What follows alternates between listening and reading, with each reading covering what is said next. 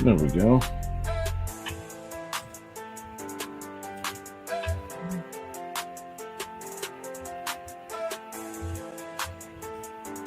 I did. No, well, actually, this is a diss track.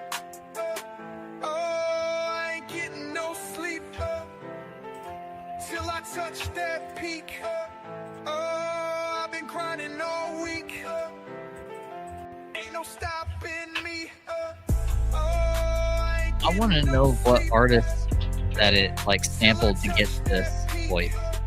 I don't know who it sounds like because I don't follow this genre of music.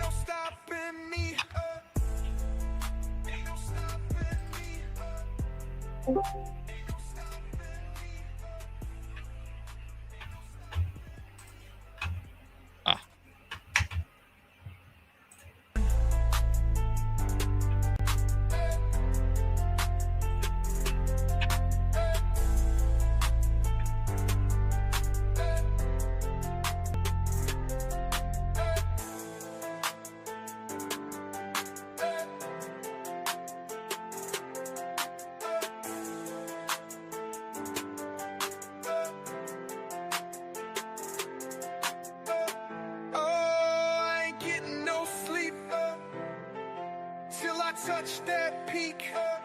Oh, I've been grinding all week. Ain't no stopping me. Oh, I ain't getting no sleep. Till I touch that peak. Oh, I've been grinding all week. Ain't no stopping me. Ain't no stopping me. Ain't no stopping me. I'm hiding of you, so lonely. I'm hiding of you, so lonely.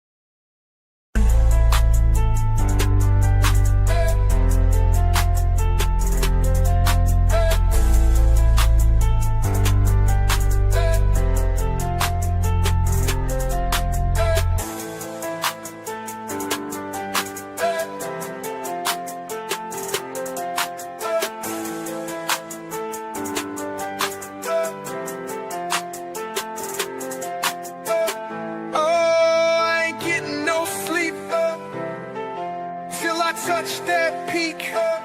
Oh, I've been grinding all week. Ain't no stopping me. Oh, I ain't getting no sleep. Hey, till I touch that peak. Oh, I've been grinding all week. Ain't no stopping me. Ain't no stopping me. Ain't no stopping me.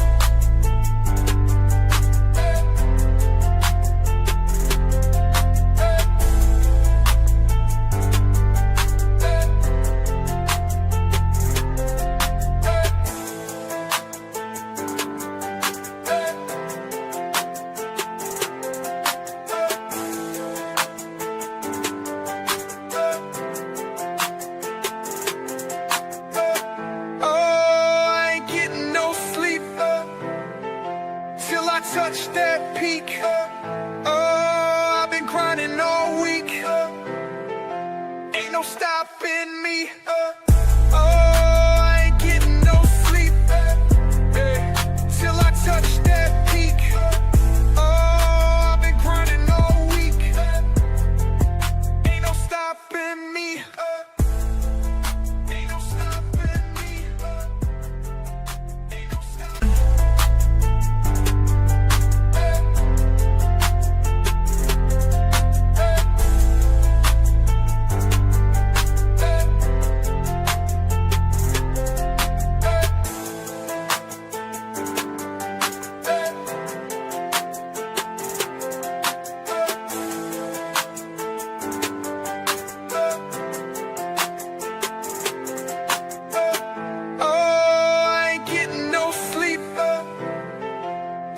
Touch that peak. Oh, I've been grinding all week.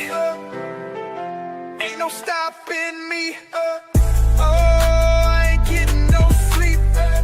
Hey, till I touch that peak. Oh, I've been grinding all week. Ain't no stopping me. Ain't no stopping me. Ain't no stopping me.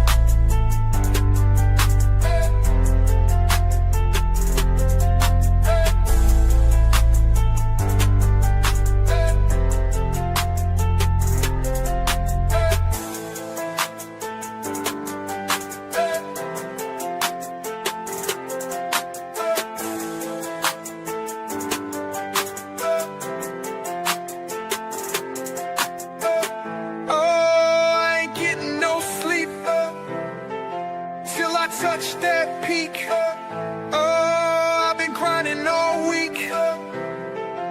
Ain't no stopping me. Oh, I ain't getting no sleep. Till I touch that peak. Oh, I've been grinding all week. Ain't no stopping me. Ain't no stopping me. Ain't no stopping me.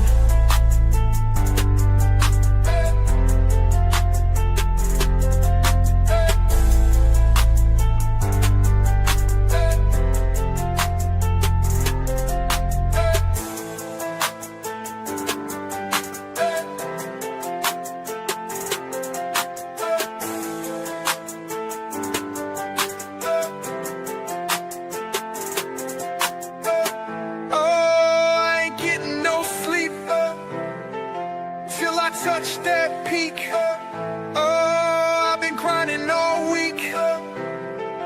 Ain't no stopping me. Oh, I ain't getting no sleep. Till I touch that peak. Oh, I've been grinding all week. Ain't no stopping me. Ain't no stopping me. Ain't no stopping me. Bum bum ba, bum bum ba, bum bum ba, bum bum bum. Capitalism relies on free market conditions to create wealth and drive innovation. Individuals that control businesses they own, prices determine our products, the supply and demand of them. Trust companies to make products cheap as they can. Business owners, they have control, efficiencies controlling. Capitalism, individuals own property, market choose equality, limited governmental taxes, and the quality economy advances. Market drives everything, shaping the society. State does not intervene. That market's free. Systems with different ideas, opposite of each other. Both argue they manage production and resources better. But most modern countries use both systems blended together. Mixed economies. In socialism, state owns control of the production and equitable redistribution of the wealth and resources, equal fairness, and even outcome. The state controls the labor market. Most people employed by the government. State plans out the economy, social equality. In socialism, there's a political system, government ownership of all business, healthcare, food, anything that's produced to distribute. Other people commune and state controls the prices. Ownership is collective, creating no classes. On the state, people depend. Systems with different ideas, opposite of each other. Both argue they manage production and resources better. But most modern countries use both systems blended together. Mixed economies now. Systems with different ideas, opposite of each other. Both argue they manage production and resources better. But most modern countries use both systems blended together. Mixed economies now.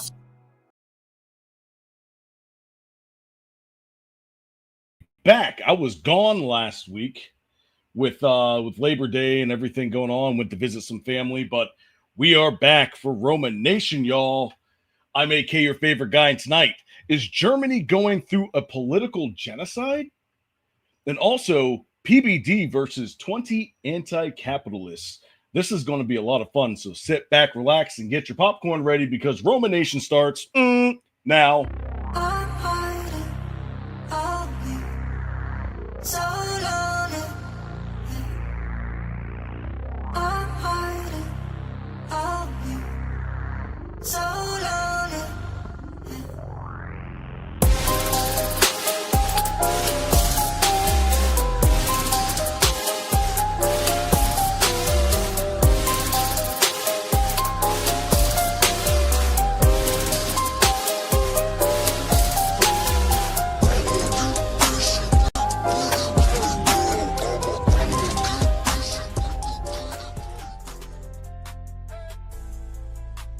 Correct, y'all. It's been a while, man. What's going on?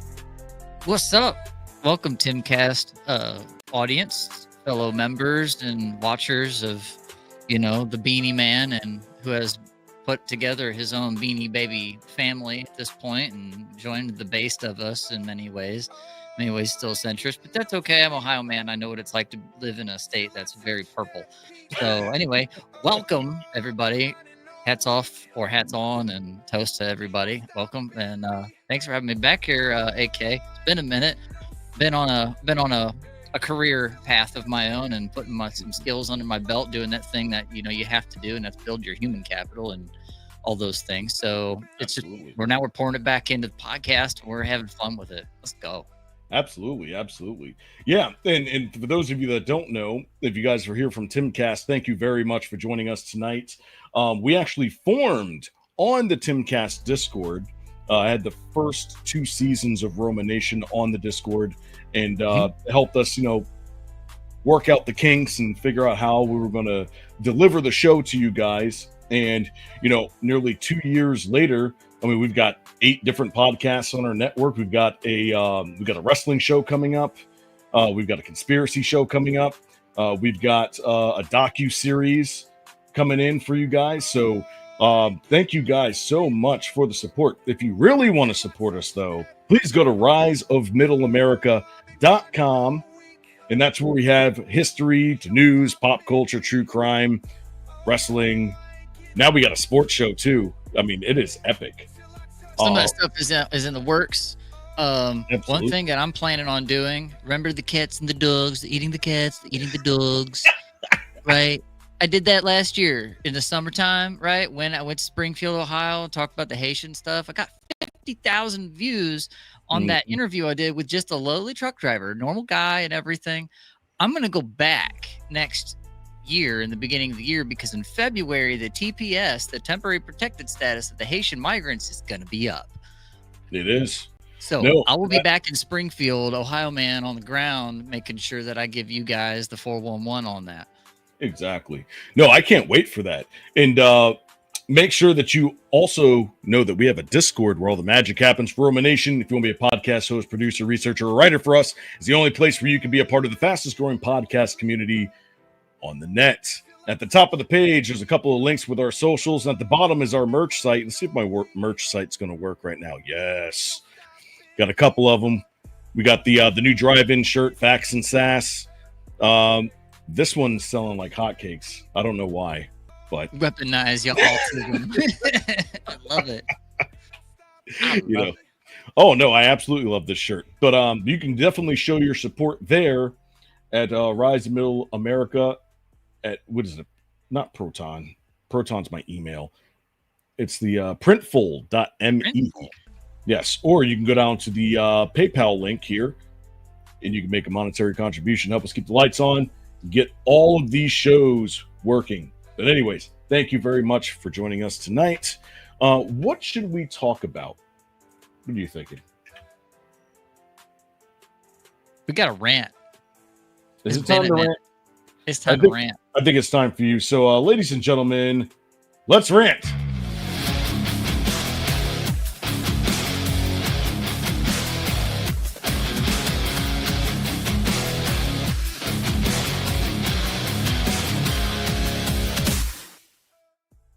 All right, let's go ahead and get it started. This is from the New York Post. This is from Monday, 9/1. This is Labor Day. These are all going to be news articles that went under the radar, or somewhat under the radar, but let's figure it out. All right, attacks on U.S. churches have risen significantly since 2021, reports finds. Attacks targeting churches in the U.S. have increased significantly in recent years, according to the report, and the recent shooting at Minnesota Catholic School is the latest example. In the report, the Family Research Council, an evangelical nonprofit and activist group, identified 1,384 incidents of hostility against U.S. churches between January of 2018 and December of 2024. The group recorded 50 incidents in 2018, 83 in 19, 55 in 20, and 98 in 2021. The report then found a dramatic rise in incidents beginning in 2022, where there were 198 recorded instances, followed by 485 in 2023 and 415 in 2024. Do you think the FBI had anything to do with this? I mean, stats. I mean, they're good at keeping stats. That's about it. I mean, it's on the radar generally. Isn't that the meme? You say the line, Bart. He was on our radar.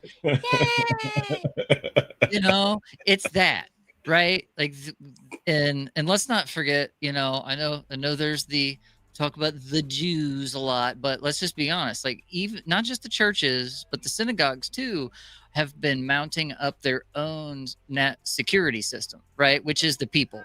Number one, in any context, security is human based. You can have doors and somebody walk out the back door and leave it open like they did in Uvalde. Yep. That gets overshadowed. Uvalde, yes, the cops were at fault. They didn't do their job, but somebody went out the back door and broke protocol and left that door open. And that was an opportunity. That's all it took. And that wasn't even a targeted attack. That was already a chase from what I remember. Back door was open, inside, done. And everything was good, right? Because you got to remember, look at the assassination attempt on Donald Trump, right? They had human error, yeah, whether right? intentional or not, human error.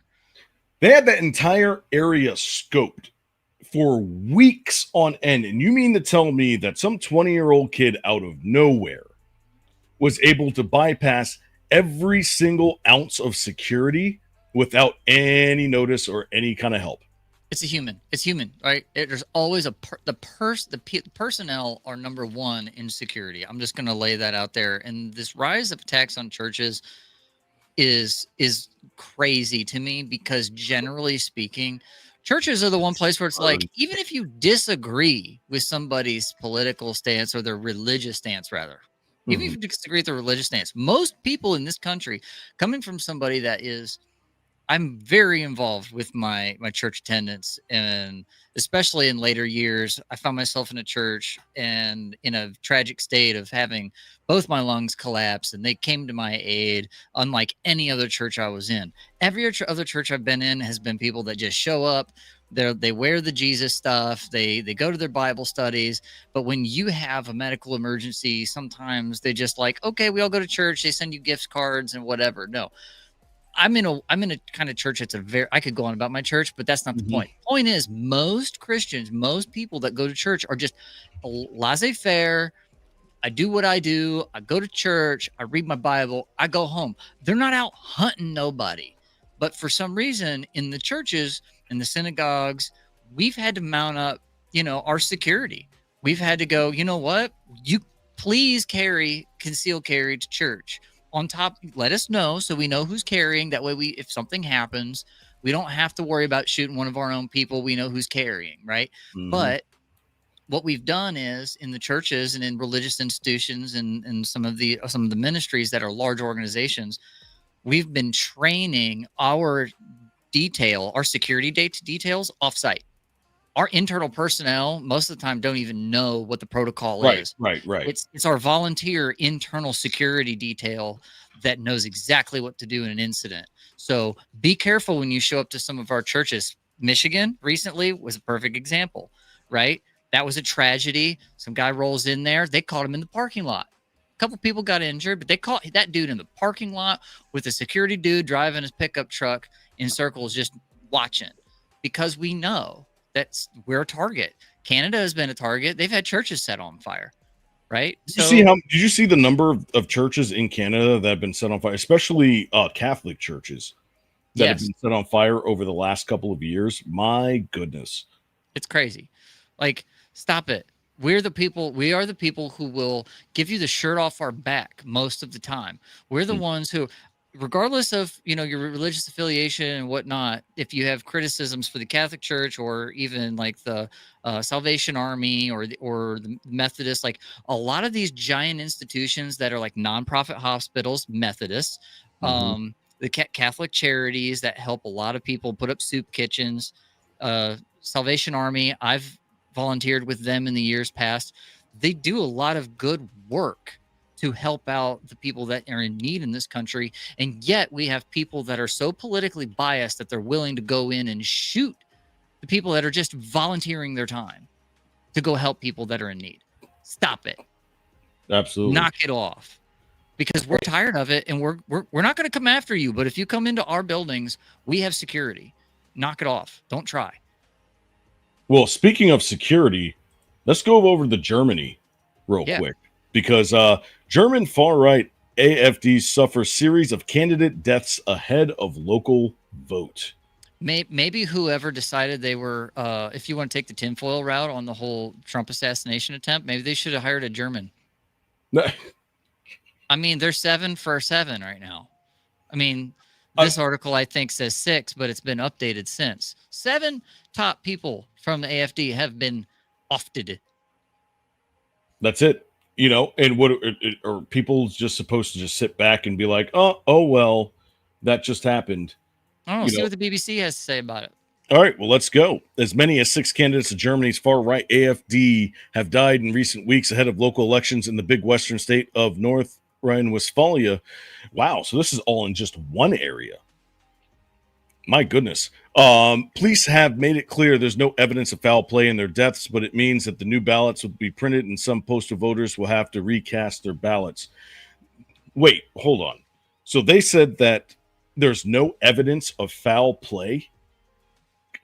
In like 2 or 3 of 7. They can't talk. There's not been a determination in the other ones. What's Steve Choi say here? Pro-Palestine protesters here in Canada blocked off the emergency drop-off for a Mount Sinai hospital. Yeah, it happens. Yeah, people hate the church, and it's awful. I'm not exactly sure how the German politics work. At least here, I know that in some states that if somebody does pass, then you're able to. I think it's your next of kin, right? Not next of kin, but like your wife or something. Mm-hmm. Yeah, is able to take over that position until they have a runoff or election of some sort. You know, but I don't know if they have the same thing over there. Yeah, usually there's a chain of succession. Mm-hmm. You know, and to kill off 7 of them, what else we got? Like, just keep reading through this. All right, North Rhine-Westphalia has a population of 18 million and reported 20,000 candidates who run for office in its 14 September local elections. The number of deaths have nevertheless raised questions on social media. The state's Interior Ministry has pointed out the candidates from other parties, including the Greens and Social Democrats, have also died. So 20,000 candidates. Like, how in the world are you supposed to go? What is the ballot? Like a scroll where it's like, here, let me show you. Well, we also have something a little different here, where over there they have ranked choice voting. So a lot of this kind of boils down to, you know, we could be reading this weird, but ranked choice voting over there is a thing. And so anybody can roll in there. And so as ranked choice voting opens the floodgates for more candidates, we're probably going to see a little bit more of this. Just my, devil's advocate for like, maybe it is natural causes, but it's kind of interesting. It is the AfD that they're focusing on because they're the alternative for Deutschland. Well, I would like to know, like, who from these other parties have passed away? Right, because nobody's mentioning any of them. It's not like they care. If they cared, they'd be like, oh, well, they would have said that right off the bat. But no, they had. Or it would have been a nothing burger. It would have been like, a bunch of old guys, whatever. Most of these people, honestly, they're in their 50s, 60s, 70s. Yeah, but then again, you have 20,000 people running for office, right? So any one of those, that's a lot of people. That's ranked choice voting, bro. It's got to be. And now, or is that 20,000 people running for office across? And it says local elections, right? Mm-hmm. They're no strangers to this kind of thing. There are many blocks. In the United States, we get like 2-3 blocks. We get a Green Party here or there. We get like some Social Democrat Party. We get whatever. But you get R, you get D, you get sometimes you get Libertarian voters in there. Sometimes you get a Green Party. You get this one. But they don't coalesce together. The closest thing we've seen to, blocks of voter bases or like parties That's their insurance policy numbers. get together and like form coalitions was That's so funny. the closest thing we've seen to any of what Europe goes through with ranked choice voting and parliamentary politics has been the Trump campaign, where he's brought in this MAGA crew of former Democrats. And how many of them went and spoke at the Libertarian National Convention going, look, guys, they're screwing everything up. Join us. We're going to push all them out. We're going to get rid of all of the, we're going to work against these establishment Republicans, these rhinos as well.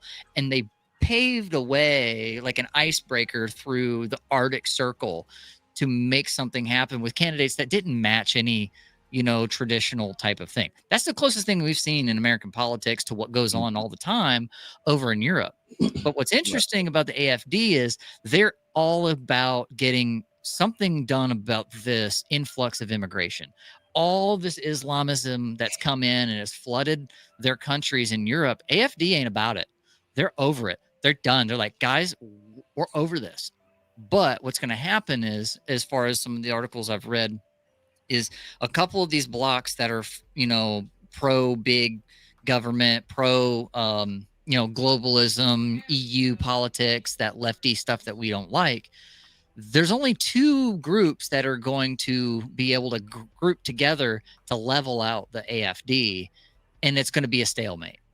So the best case scenario is Germany stays level with its current policy for the foreseeable, whatever their political grind is with their elections and all of that.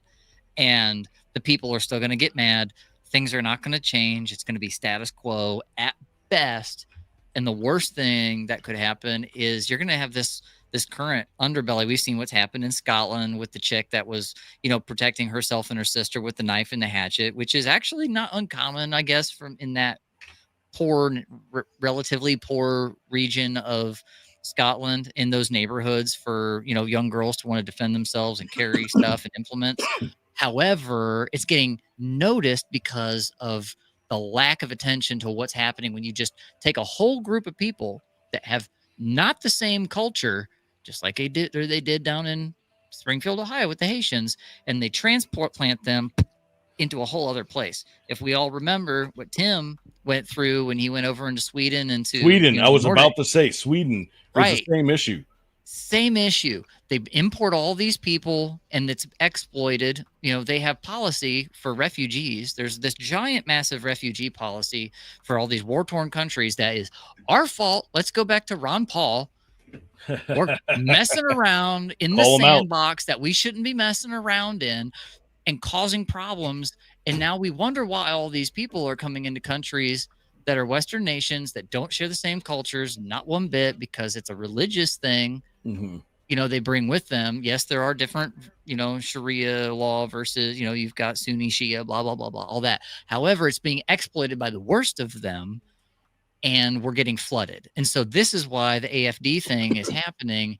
And it looks very suspicious that 7 of their top, or at least this is noticeable and worthy of many articles being written about these guys being, they're dying for various reasons. So there you go.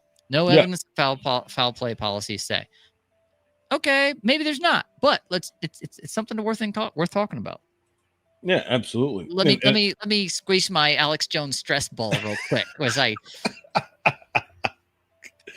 All right, so that was on Tuesday. I knew you were going to get a little hot on that one because I mean, obviously with the rising tensions that are going on right now, especially when it comes to I wouldn't even say racial disparity, because again, you can't just bring people into a country that don't assimilate and expect that good things are going to happen, right? So no, but you made a really good point there. So let's move on to Wednesday, and this is again from the New York Post. House GOP subpoenas 3 ActBlue lawyers in foreign donor fraud probe. I totally didn't see this coming. I didn't see this coming at all. I don't think anybody on YouTube saw this coming. All right, let's continue. All right, so House Republicans issued subpoenas Thursday to top lawyers of Democratic fundraising powerhouse ActBlue amid ongoing probe of alleged fraudulent donations from domestic and foreign sources in the last election cycle, according to letters obtained by the Post. Former ActBlue General Counsel Darren Hurwitz and ex-director and Associate General Counsel Aaron Ting were both compelled to come before the House investigations for depositions. Another anonymous ActBlue legal counsel was also subpoenaed by the leaders of the House Administration, Judiciary, and Oversight Committees who authorized their, what is that word? Missives? Missives? Interesting. Who's this guy? I don't know. Oh, that must be Darren Horror. Yep, there it is. Now, former General Counsel ActBlue was compelled to come before the House of Investigators for a deposition about alleged fraud on the platform. I'm wondering if these guys are going to flee the country after this, because that's typically what happens. Who knows? Let's continue here. ActBlue let debit or credit card transactions occur without requiring a card verification or a CVV until January 2024, around halfway through the election cycle. And newer standards published last year still instructed employees to look for reasons to accept contributions. In April of 2024, and again in September that year, ActBlue further relaxed guidelines permitting between 14 and 28 more fraudulent contributions per month, meaning that up to 6.4% of total donations that should have been rejected for fraud were accepted. They still lost an election. Let's just acknowledge the fact that for all of the bemoaning of let's get the money out of politics, let's get it out. Right. We don't like the money in the politics. It had absolutely no ability to cut through the massive wall that Trump amounted in many areas, cumulatively over time, mind you, not just in one campaign. Since his first campaign through the tragic, state of things that was Biden's administration. Biden. Let's into 24. They broke the rules so hard that eventually we saw through it. The American people saw through it. The middle section of America saw through it. Well, it's not Thanks even just Biden. Thanks to Biden. Yeah. No, well, it's not even that. I mean, look at what they did during their process for elections and stuff. They didn't even have a what is it called? When you have everybody come in and debate, to see who's going to be in the primaries. Yeah, they didn't even do it. They didn't even do it. They were just like, oh, well, there you go. Oh, we're just going to put you in. Right. Everything the Democrat Party has been anti-democratic for so long that's why you have like RFK and Tulsi Gabbard all leaving the party. And even okay, so Ohio, we're a big swing state, right? Next year, we're going to have a big gubernatorial election, right? Right. But DeWine's out. Ramaswamy's the next guy to step up to the plate, but the guy pitching at him is going to be Tim Ryan. And I was just looking into this earlier tonight. Tim Ryan is a Democrat who's running Biden. Tim Ryan is running a very centrist Democrat, traditional Democrat platform. And it's kind of spooky in Ohio. I'm scared. There's a non-zero chance that I'm going to vote Democrat next year.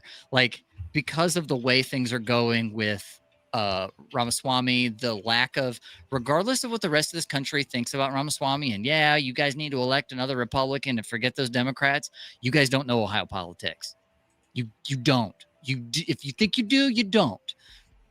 This guy that is Tim Ryan, it might come out swinging, and it will be absolutely close if Ramaswamy doesn't get some street cred under his belt. So that all to say, these guys with ActBlue, they've done their things. They're probably going to get run over the coals. Their justice is probably going to come for them. Everything they've done up to this point, as far as screwing over elections. I think I just heard recently there's some other Democrats in New York that are getting prosecuted for corruption and stuff. Like these Democrats have done this for so long that they just blatantly did it, and they left a massive trail behind them. You have allegedly. So No, we have the other thing that's allegedly happening. We have that shirt, by the way. We have one. Go to riseofmiddleamerica.com. You can find our store. You know, we're at, what is it? riseofmiddleamerica.printful.com. Is that right? Printful.me.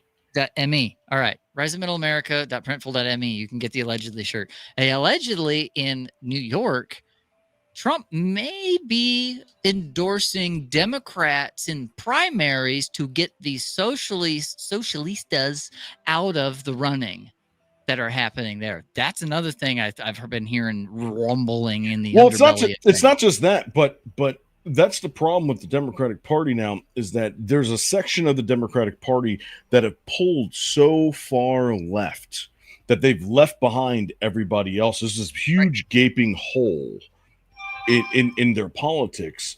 And what's happening is that now regular people, like actual 90s Democrats, are starting to come in and fill in those gaps and start to talk to these people, because most Democrats now that aren't on an extreme trajectory mentally they feel like they've been left behind, and they feel like they don't have really a home. And that's exactly what happened, in 2020 when it came to Republicans. It was almost like they felt like there was no home. And that's why you have all of these new age Republicans that came in, but they were smart. They waited.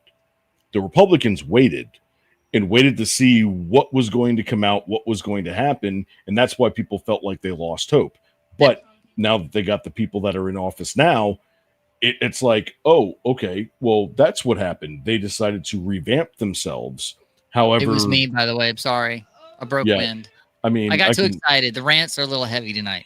I can smell it from 600 miles away, so it's all good.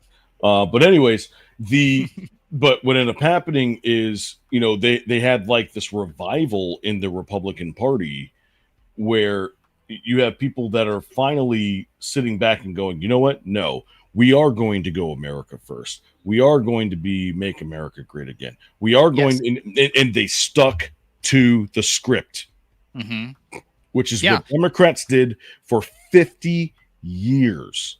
Some of them did, and it was a slow roll. The socialistas, that lefty creep in the Democrat Party wasn't overnight. It was long term. They allowed a lot of legitimate classical liberal leadership in the Democrat Party for a long time. And this guy Tim Ryan might be donning that mantle to some degree in Ohio. Watch out next year for the gubernatorial race in Ohio. We've already had, so all the big culture war things that are happening, right? Gun rights is always on the docket. Abortion and that kind of thing is always on the docket. And weed is on. Weed. Thank you. Jinx, you owe me a Coke, you son of a gun. Double jinx, triple jinx. Guess what happened? 2 out of 3 of those went to the left in Ohio under Republican leadership. We have recreational weed, and we have now in our Constitution protections for reproductive rights for abortion. But we also got, not that long ago, constitutional carry. And we've always had reciprocity with a whole ton of states when it comes to concealed carry and firearms ownership. So 2 out of 3 things went left. Did these things roll in threes? Are we going to get a Democrat governor? I mean, Bob Taft, who was a Republican, went against DeWine in the last election. Half of the Republican Party didn't even vote for DeWine in Ohio in the last primary. Yet he still got voted in because he got a majority. This almost reminds me of the Spider-Man meme, but except there's 3 Spider-Men and they're all pointing at each other. Yeah, basically. That's basically what it is. So, if there's 2 ways to look at this kind of thing is, one is the Democrat Party, as all of their corruption, as we're seeing in this latest development with ActBlue guys getting the justice they deserve. New York guys, that are Democrats getting their just desserts on corruption charges, where Trump is possibly going to back, some Democrats in some primaries. Mhm. And also in Ohio, we're looking at like some Reaganite type blue dog Democrats. Writing is on the wall, and some people are paying attention and reading it. That's what I see. That's the silver lining, moving this. Now, granted, this is an Overton window for some people, right? Big ask, the crazy lefties went all out with all of their crazy culture war stuff. And now you get some Mhm. like middle of the road. Fetterman is a guy that's like that. My Republican psyop. A Republican psyop. How long have I been saying that? How long have I been saying that, bro? Republican psyop? I don't know. How long have I been saying that, bro? I've been saying that since the midday rush days. Yeah. Like, Yeah. I called it like 2 years ago. I was like, this is a Republican psyop. So next question. So as a bellwether state, Ohio, I'm just calling it the Democrat Party may be having a sanity check right now. And we're going to find out next year in these midterm gubernatorial election season in 26. We're going to find out if the Democrat Party is going to have a real sanity check or not. This is going to be Next interesting. article. All right, let's move on. Again, the New York Post. Sydney Sweeney does ballet in leotard. No, just kidding. All right, so Google Sundar Pichai. I thought I got everybody with that one. All right. Pichai thanks to Trump after antitrust resolution in online search case. Glad it's over. All right. So Google CEO Sundar Pichai heaped praise on President Trump during a White House dinner on Thursday night, just 2 days after the big tech giant avoided a breakup and other major penalties in a landmark antitrust case involving its monopoly over online search, which is something that I've been meaning to figure out because Rumble was a part of this, I believe. And it's because Google and YouTube are like together. And because of that, they're taking up like 90% of the online like communities and searches, and doesn't allow these smaller companies to have some kind of foot in the door, so to speak. Pichai and Google co-founder Sergey Brin were among the tech CEOs that included Meta's Mark Zuckerberg, Apple's Tim Cook, Microsoft. I'm not going to say their names. OpenAI's Sam Altman in a high-profile event, which featured discussions about U.S. investments in artificial intelligence. At one point, Trump turned to Pichai and said that the Google, quote, had a very good day yesterday, referring to the company's stock soaring nearly 10% a day after U.S. District Judge Amit Mehta's slap on the wrist, which is widely panned as anti-monopoly critics. Yeah, I'm a big critic of this. I think they should be broken up in some way, shape, or form. As a tech guy in my profession, like these guys own so much of the market in so many ways. Alphabet needs that alphabet pie needs cut. Like this is, I'll put it this way. The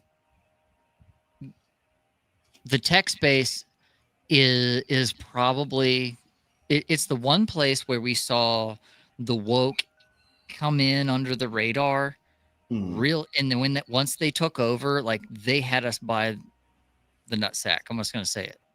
And now it's such a fight to get technology back from these whack jobs. Love you too there, Busy. I'll see all those hearts. What's up? Biddy, what's up? These guys in the tech space, like technology, video games, internet, I've been there since 97. Okay. I was a kid.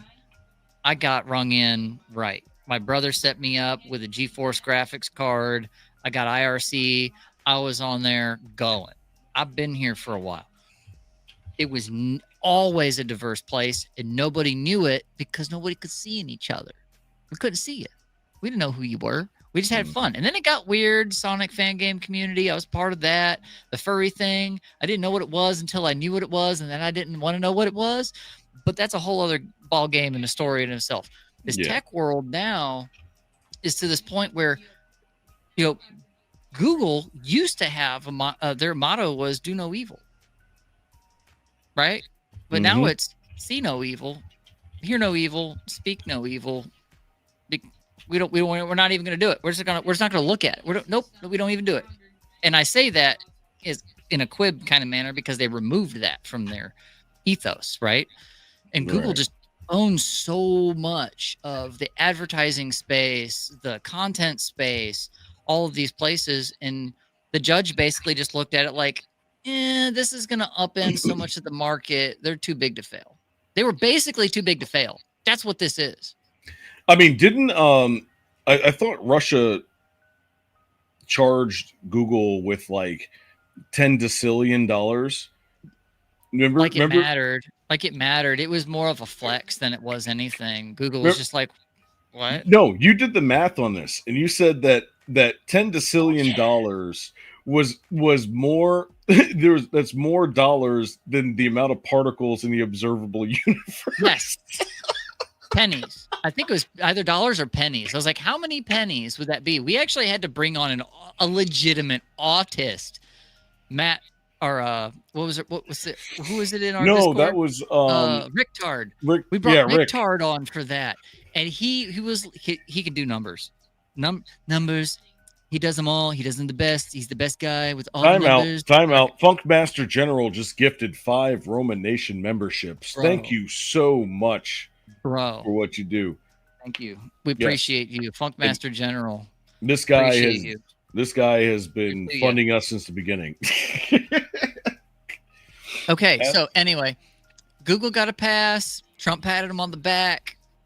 Yeah, he gave him little props. He didn't. That's not him endorsing it. That's just him going, yeah, you guys got it. Okay, cool. Because Trump's all in on the AI thing. When he came into office, he was like, we're going to invest as a country bazillions of dollars into AI infrastructure and all of that. Next, you need to bring in nuclear. Knock it off with the solar. Stop it. And all of the wind stuff. You need nuclear. That's my rant. That's my mini rant on the back end of that. So Google got a pat on the back. They got a pass. They're too big to be broken up.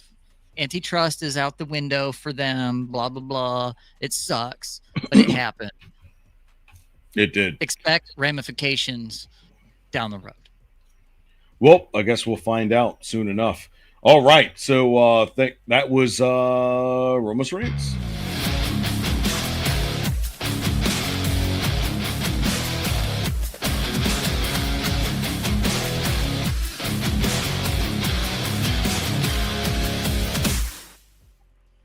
What are you doing? What are you doing to me?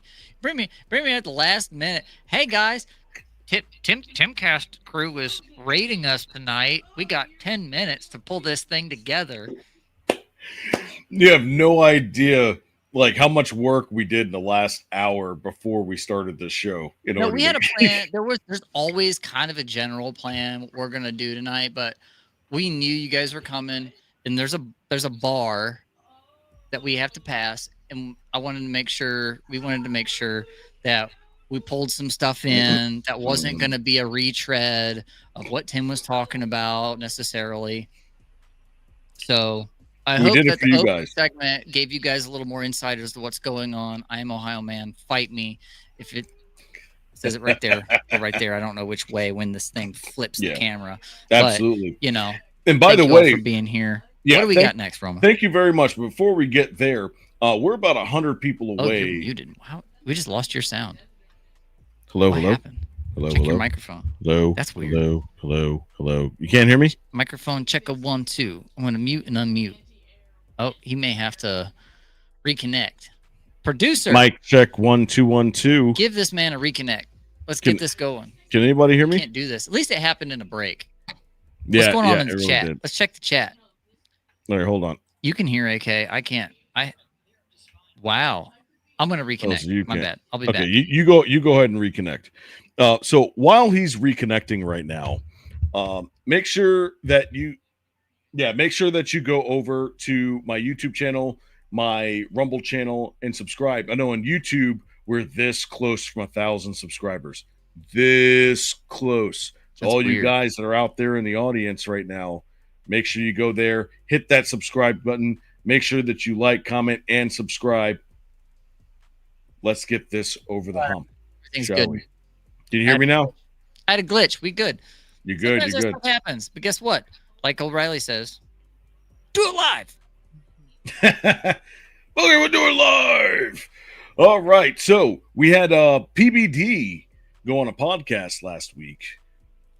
Did you Hold on, believe? I'm getting called out in chat. I'm getting called out. Scrap.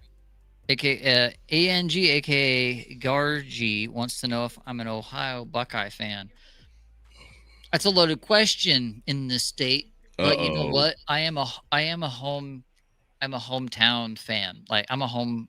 I have to represent Ohio. I'm all about sports ball. We got Michigan guys in here. We got Michigan guys. We got Michigan.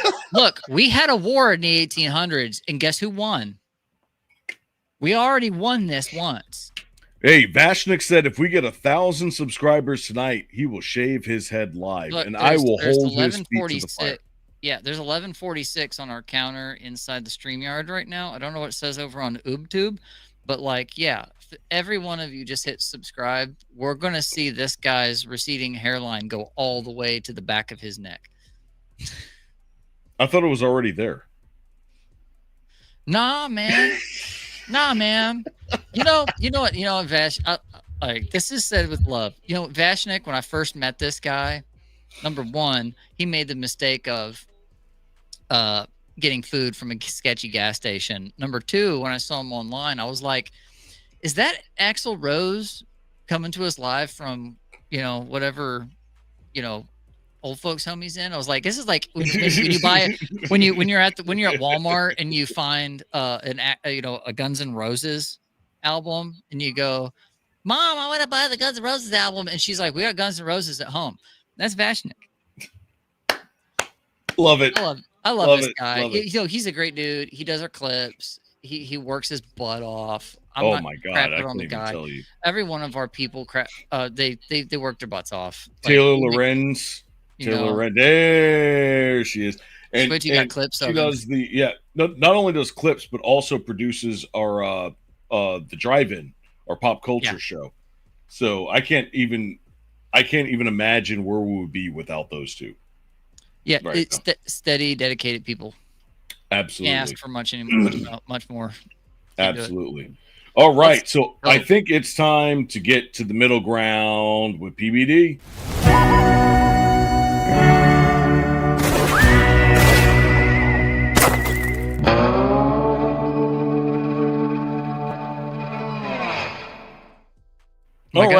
Am I going to need this? You're probably going to need that. Look, guys, we're about to get into PBD versus what? How many commies? 20 anti-capitalist commies. 20 anti-capitalists, okay? I want everybody to know that if you don't have one of these Alex Jones stress balls, you're missing out. I even bought the tinfoil hat kit, and we're dealing with commies and globalists. Like, this is a must-have. I don't have my tinfoil do-rag. Come on, Scrap. Bro. I'm not prepared today. I'm not prepared. But anyways, if you guys have watched the episode, so it's PBD versus Patrick Bet David. If you guys know him, he has his PBD podcast. He went against 20 anti-capitalists. And if you thought it was as interesting as you thought it would be, it was way worse. So we're going to go over a couple of the clips that we brought out ourselves from that. And we'll let you guys go ahead and let us know what you think about it. Also, I'm going to be with the audience tonight. I haven't watched this yet. So this is going to be like, Scrap reacts a little bit. So you might get some mini rants here and there. Just pre-warning. Scrap rant. Oh, absolutely. Yeah. So he had five main questions that he asked on that show to have them debate. Or actually, well, technically it was 4, and then the last question was whoever was the best one was able to come up and ask him a question. But let's start off with the first question, which was: incentive is the engine of capitalism. Remove it, and the system fails. Now, let us know in the chat right now, what do you think? Is incentive the engine of capitalism? Remove it, and the system fails? Or what else do you think about that? All right. So let us know in the chats as we bring this up. So let's So we see in capitalism the incentive is obviously monetary gain, maybe even collecting capital itself through land ownership. In a communist or a socialist country, you would see incentive would just evolve into, I know it's a vague term, but the common good. You have an incentive to do your chores around your house because you don't want to live in a filthy house. Right? That makes sense. It doesn't have to be just monetary. So you don't think monetary incentive drives people, or you're saying that people should be... I'm going to stop right here. First thing is first. Yeah, go ahead. Every country runs off of a monetary system. Mm-hmm. Every single one, including your own. Communist countries do too. They have currency. I mean, that's just the stage that is set. Let's hear what PBD. Pull it back just a smidge so we hear the end of her, rebuttal there or whatever it is, and then I want to hear him. Who is this? Ginger Jesus? Right, like they got real minorities on here. They got gingers up in this.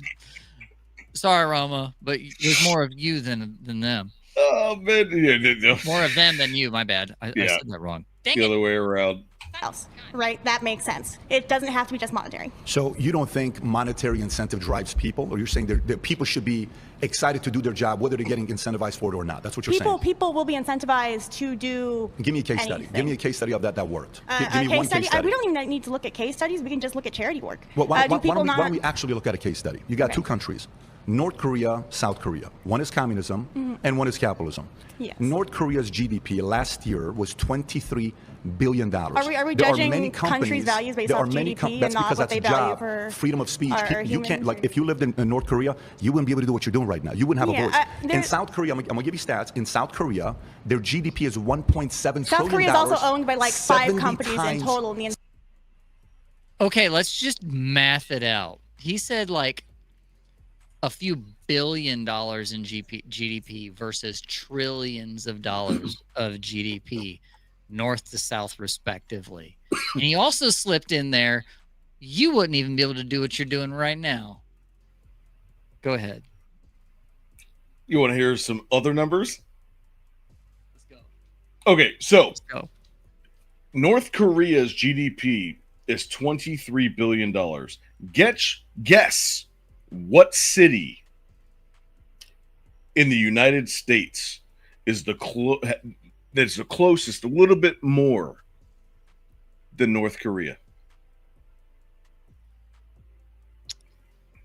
Probably like, I don't know, maybe the Dallas-Fort Worth area, maybe Austin. Try Sioux Falls, South Dakota. No. Bro. Like that's the Badlands of the West.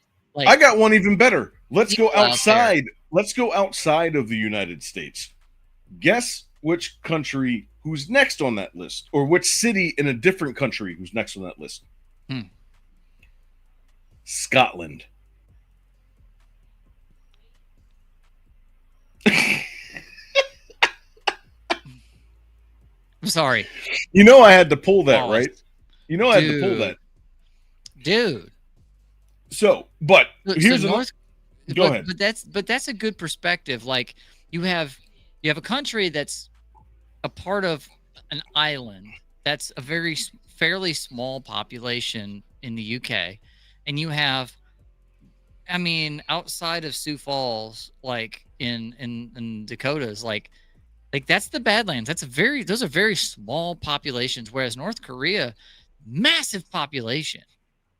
They have military might. They have all these things, but they don't really do much for commerce. They don't contribute. I mean, what do they export? Memes? Go ahead. What's the population of Sioux Falls, South Dakota?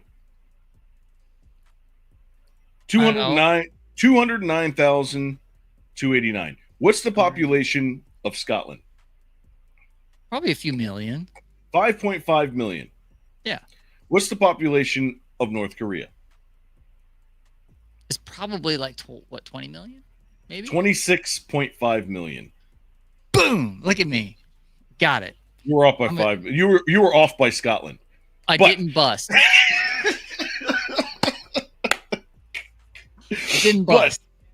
But this this is why I did this. I did this because I wanted to give you perspective of the GDP here in America versus a different country outside of North Korea and then North Korea itself. So Sioux Falls makes the same amount of money in income in taxes that Scotland does at, 25 times versus what North Korea does versus Scotland at 5 times the amount of people.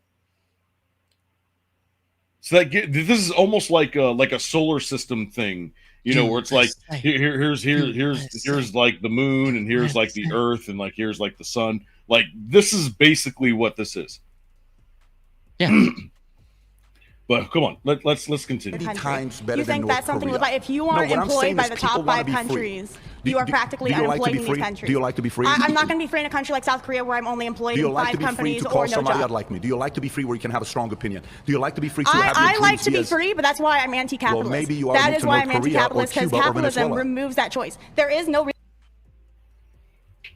Capitalism removes that choice. I would have to listen to this 3 times, one time just to admire the cacophony of her talking over him. Well, one time to hear what she's actually saying, maybe, if she's saying anything at all, and a third time to hear what he's trying to say. Kudos to the sound guy that recorded and mixed all this. So that's the reason why she's anti-capitalist. You want to know what's capitalism? Capitalism is what allows me to have a podcast network on top of my day-to-day job that no one is preventing me from doing. Right. It enables me to be able to have, and you to have day jobs and then also do this on the sly. Easily. Easy. It's a thing. It's the thing that enables you to go from poverty level to like, I'm doing all right.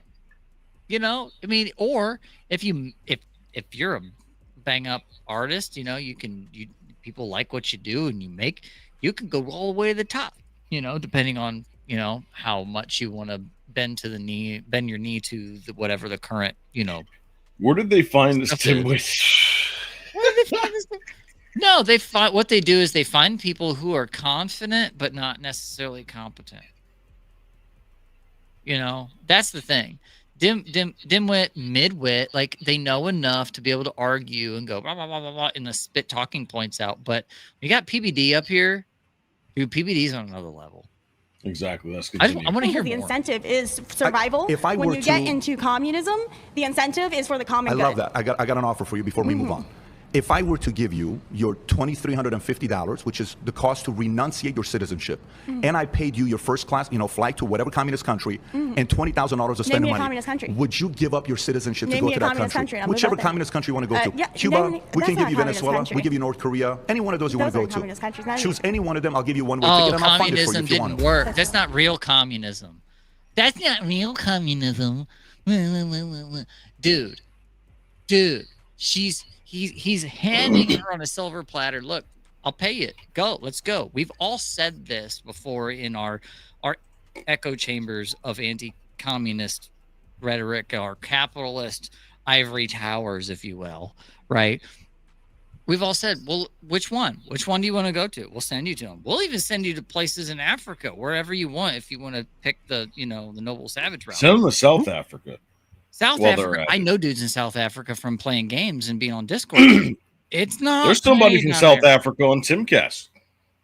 Oh yeah, we know. He's got one on his crew, and she's like, oh, that's not real communism. Is that not the thing we hear all the time when we talk about failed communist states? It's like every time Every time.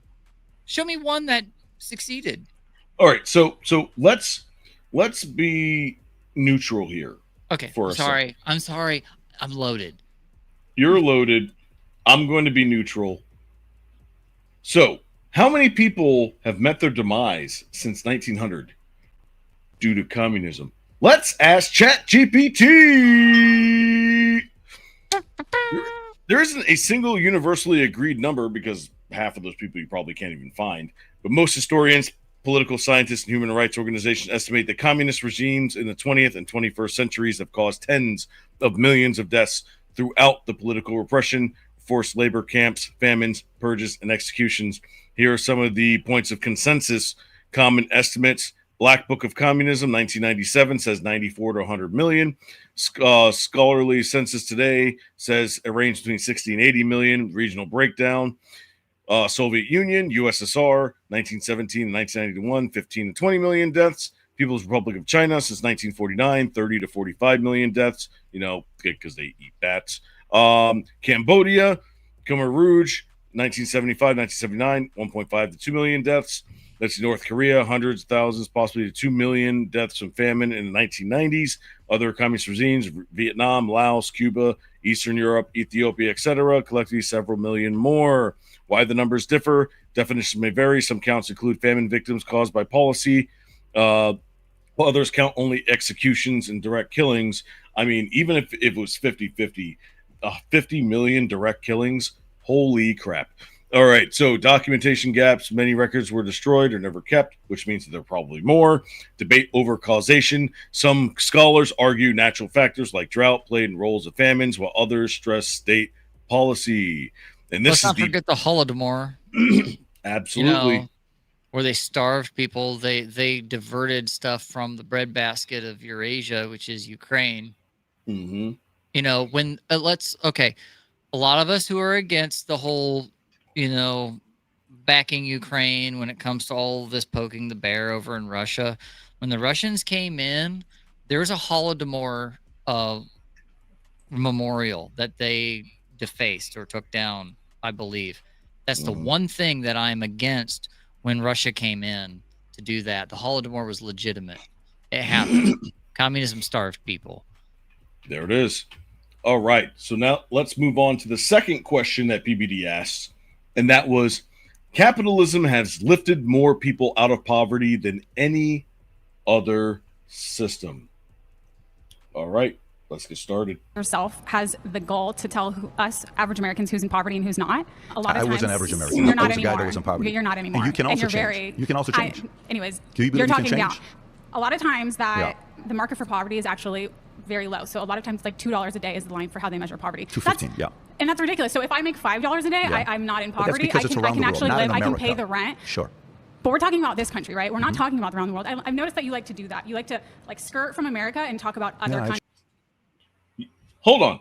But didn't she just name a stat from all the other countries around the world? But yet so she is debating on a different standard than you are.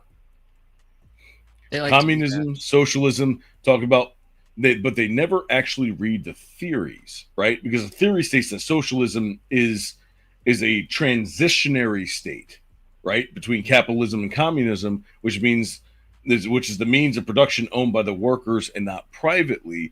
But what they never talk about is how exactly are you going to do that?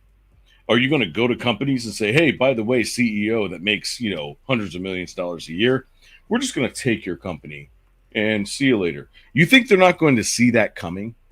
Do you think they're not just going to walk away and just be like, you know what? I'm just going to move it to another country and I'm going to make that country great. We're going to make that country great again. And then what? When all the major corporations decide to move out of your area and move into a different country and make them great and start building their houses, start building their commerce, to start building their weapons, to start building all their stuff, and you're left with whatever's left, then what? Because That's white flight. That's white flight.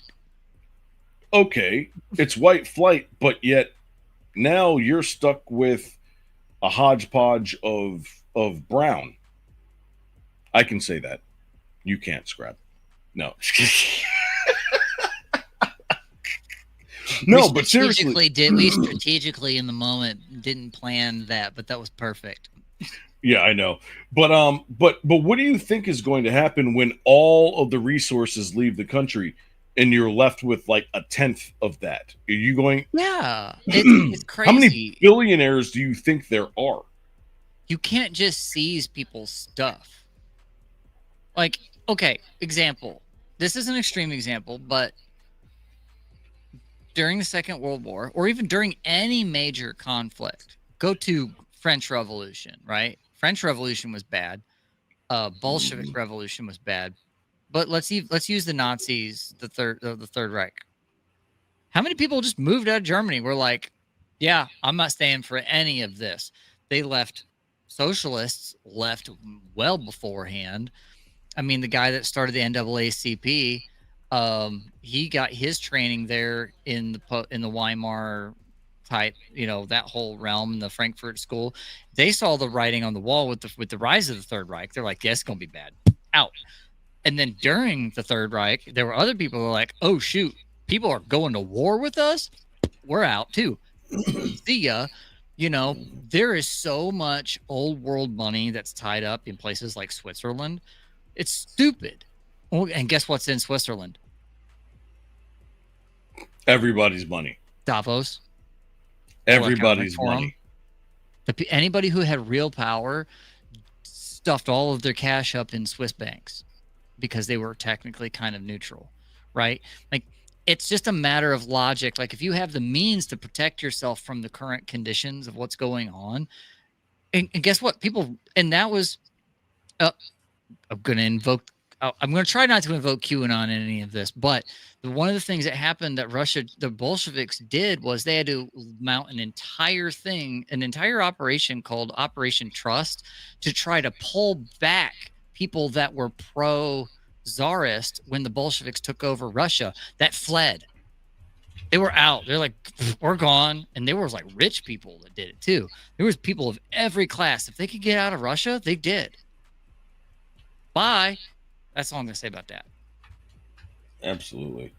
Why in the world did my... What up, gang? I'm going to look at this. Waffle Sensei is in the chat. Got Funkmaster General banging it up, with all the super chats and stuff. Who else we got on here in this YouTube chat that's talking to us? Liz Betty's been hanging out. Isaac, what'd you say? Communism's interest is the world. What is this? Boom. I'm going to read some of these. Yeah, you go ahead and do that. Funkmaster General's got one. Says, Taylor runs his ex-wife. What about it? I started. Bring that one back. I sing songs to her about how fat she is. She's used to the psychological abuse. I don't know what's going on in the chat. The chat is off the rails tonight. Talking about the dog. We're over here talking about commies. We want to talk about somebody's dog. What's going on? Oh, you can't get fat under communism. True that. True that. There are no dogs under communism. I mean, look at China. They're called dinner. Our producer's off the chain as well. Oh, all right. I just got my screen back. All right, there we go. Sorry, my stuff there, Roma. Yep, I fixed it up. AK. Oh, it's all good. Oh, what's that? Get back up here. What is that? What did I see? I saw something. I saw that. You called me out. Now she's gonna hide. Yep, she's hiding.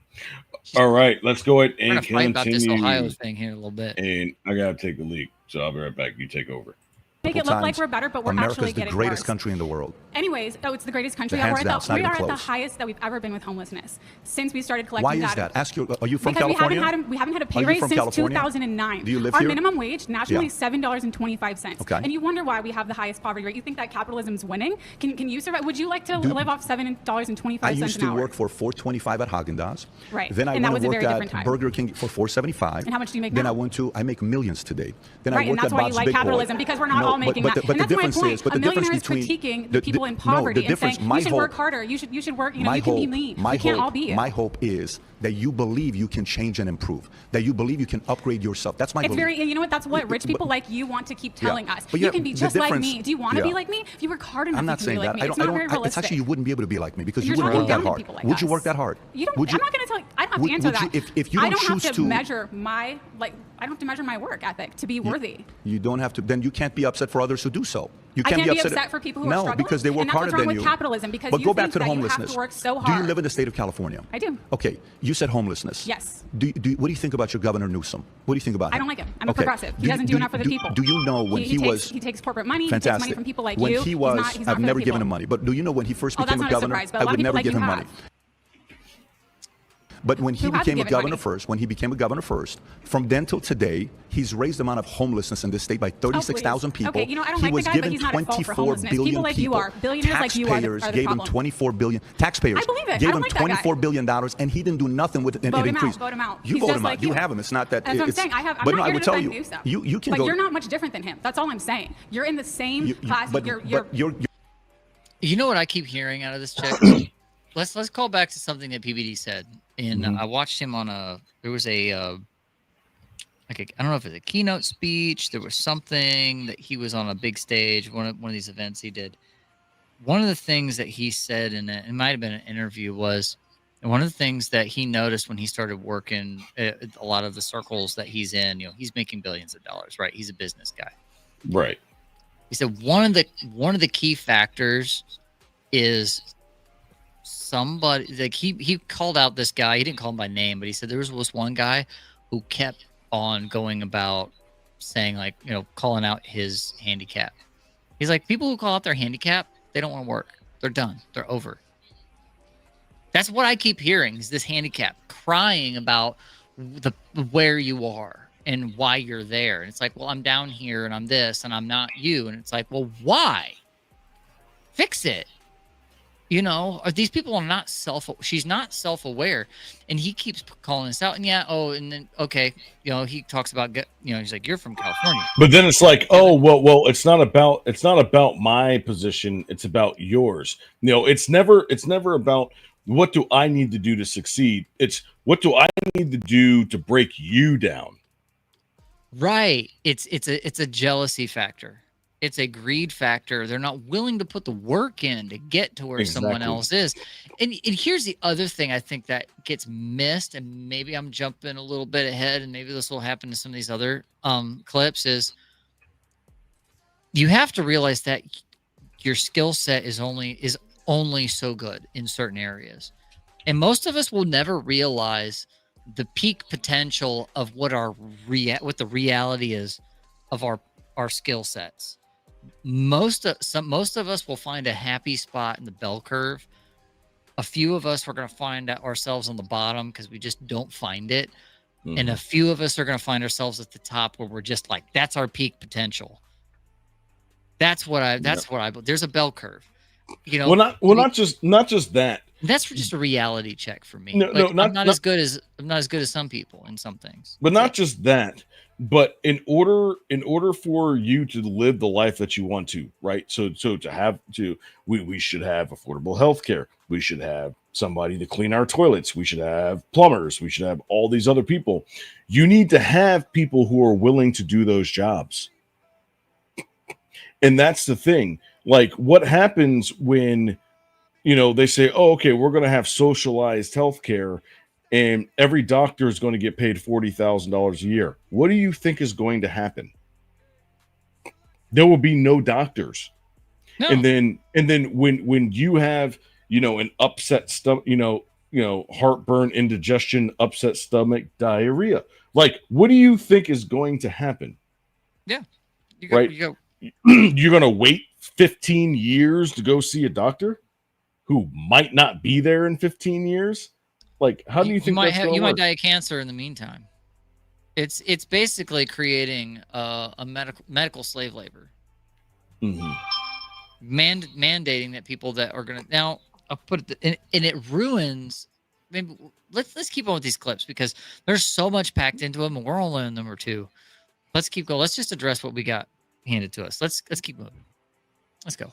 I support socialized healthcare, but only if AK is paying. He's hitting me back for that Steelers comment. I already know it. That sounds like slavery. Oh, hey. All right, let's move on. Uh-oh. Where is We it? got to bring it back up. Just hit the boom. You're blaming a person who's changed their lives for the better, and it's their fault. My dad was. This is not the United my States dad, of Patrick Bet do, David. do you know this where? is the United States of America. I know, and I'm all so of our grateful to people. be here. I'm and you so say grateful that, to but be are you here. willing to pay more I am taxes so that so other people don't grateful to suffer? be here. Are you willing to pay more I taxes am so so other people don't grateful to suffer? be. Are you willing to pay more taxes so that I can benefit from the fruits of your labor? That's what I heard. Let's steal from Peter to pay Paul. That's what I heard. That's what I heard. Let's keep. All right, moving on. Yeah, this is probably gonna be bad. All right, so this one's gonna have multiple people because this question was actually very interesting, and I found one person here that I actually liked. I actually liked one of these guys, and I didn't like the other one. What's And this I'm question? pretty sure you'll know who it is. But the question is, if all the money in the world were divided equally, it would return to the same pockets within 5 years. Yep. Let's go. Let's go. Dollars, okay, give or take. You divide it by 8 billion people. Okay. It would be around $62,500 each. Within 5 years, the people that don't know how to handle money themselves, they would lose it all. And within 5 years, the same wealthy would get the same amount of money. As someone who certainly doesn't make that much money, I'm willing to take that as a gamble just for fun. Right, I'll be sure. honest. But Yeah. at the same time, like, okay, so you're just now claiming that people who don't have wealth don't know how to manage it. And that's fair because a lot of them have never had it before. So what do we do to basically ensure that people like myself who are currently, thank you to the United States, thank you to the state of California for giving me medical insurance to get blood work, for giving me food stamps so I can have food. I've applied to trying to help in that way, is making it so that I'm able to scratch by. Yeah. But without the supplemental income and the help. Why don't some people create wealth? If you look at our system today, in high school, we learn about a lot of different things. They don't teach us about taxes, finances, mutual funds, stocks, bonds. Colleges don't even teach a lot of that right now. He's not wrong. Like, I mean, this guy's over here going, Daddy, give me more monies. You know, I want the state to be my nanny. He's got the nanny state going, I'm grateful for all these things. Cause blah, blah, blah. And PBD's over here like, let's put it differently. Guys over here like, I'm so grateful for the fish market. And PBD's over here like, don't you know how to, bait a hook? Exactly. And Now, throw a line in the water. Like, you don't know how to actually create wealth and manage wealth. Like this guy literally lives off of the system where the wealth has to flow through in order to give him his sustenance. And PBD's over here like, wouldn't you rather manage your own wealth and manage and you have all this stuff for yourself? Like, but the system isn't designed to teach you how to do these things for yourself. It's handing it to you on a silver platter. And it's basically where he's going with it. not only that, but now I will say this: he is a substitute teacher, right? So he's doing the work that a lot of other people won't do. Okay, and he's willing to do the work that other people are not willing to do. Right. So on one instance, I'm like, yeah, you're talking about, hey, I should be able to live off of whatever. And even when he talked about the $62,000, he probably doesn't make that $62,000 in California. Of all the states in the entire country, the states with the most amount of GDP makes less than $62,000 a year with all of those students. I agree with him on that point. I do agree that there are teachers that should be paid way more than what they're getting paid right now. And to be able to live at least comfortably. Now, he's a substitute teacher, so that's a little different. But I can be a substitute teacher. Right. But like, I will say that for people like him, I can see where he's coming from, but not the last chick. The last chick who literally was like, gimme, gimme, gimme. Like, I deserve the fruits of your labor. Like, absolutely not. He didn't say that. Mm-mm. He was like, I'm willing to take that because I've never had it, and I'm willing to see what I can do with that. So our producer Taylor Runn's ex-wife posted earlier the Pareto principle, right? Like 80% of the work's done by 20% of the people. Yep. 80% of the wealth is in 20% of the hands. That kind of thing. It's also called the Matthew principle from the Bible, that too much, those that much is given, much is required, and those that have not much, like even that'll be taken from them. Like if you bury something and you squander what you have, it's that much harder to climb out, right? Like these are principles that are repeated across, religions and proverbs and everything, that, stewardship comes with little first. Little bits of money over time pile up. Grains of sand become a dune, become a pile, fast money is fast money comes in. We were just talking about in the Discord earlier today. There's like Powerballs that are over $1 billion. There's a Powerball out there. But guess what? Most of the people that win lotteries and get those jackpots, they're dead broke or worse off afterward because they don't know how to manage it. They get themselves in all kinds of hot water with it, and they just squander it. Drugs, alcoholism. Oh, I have to have this brand new Bugatti. I woke up in a new Bugatti. That's what they think. Because when you think about it, when you talk to people who have a lot of money, and it's like, what happens if $1 million dropped into your lap right now? What is it that they say? They say, oh, well, I will take this portion and put it over here. I'll take this portion and put it in the stock market. I'll put this and do all those other things. What happens when guys like you and I, when they ask that same question? What happens if you had $1 million? Oh, I'll pay off my house. I'll get myself a brand new car. Me. Yeah, I'll do some stuff for my family. But it's always it always ends up being me. And they just like, ooh, I want all the things. And it's like, well, we did the math one day on this lottery thing. And I asked GPT, just do the math. GPT is good for like a lot of this kind of like hard math stuff. Time out. Funk Master General just gifted 5 new ROMA Nation memberships. This is for you, bro. That's for you. Holy crap, thank you so much. Big. Let's go. Funk Master is on it. He is on it. So we did the math on lottery earlier today, and if you were to get your money from the lottery, you have 2 options. You can take like an annuity payment over time, or you can take the whole lump sum. You can take a lump sum and pay your taxes right off the rip. If you take payments over 30 years for some of these lotteries, you really only make a few thousand to $1 million maybe. And that's not chump change. Time out. We've got 5 more gifted memberships from Hardy Harmonica. Look at that. That's dude, dope. This is getting, we're getting up there. Thank you guys. Oh my goodness.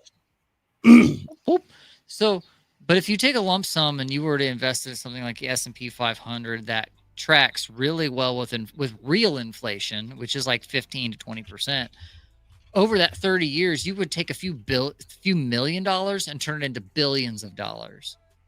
Mm-hmm. That's just by rough math, by how markets currently work. So, commies have no idea how money works in practical reality. So let's keep moving. Well, it's because they only think about the past and the now. They don't think about the future, and that's the problem. Like their mentality stops at the now, and it's like, I don't care what happens in the future. I just want the past money that you made given to me so I can fix the now. It's kind of the same. I deserve better. It's kind of the same thing when it comes to like people that don't want kids, right? If you don't want kids, that means that you're not building for the future of the country. So what exactly are you doing here? Yeah, if you're not replacing yourself at minimum, whatever your beliefs are not being paid forward. You know, even if your kids reject what you teach them, it stays with them. And maybe later in life, if they reject it early in the angsty teenage and 20s, maybe they learn those lessons the hard way and go, maybe mom and dad were right. And then they turn around and they raise kids. Maybe they raise them better than you.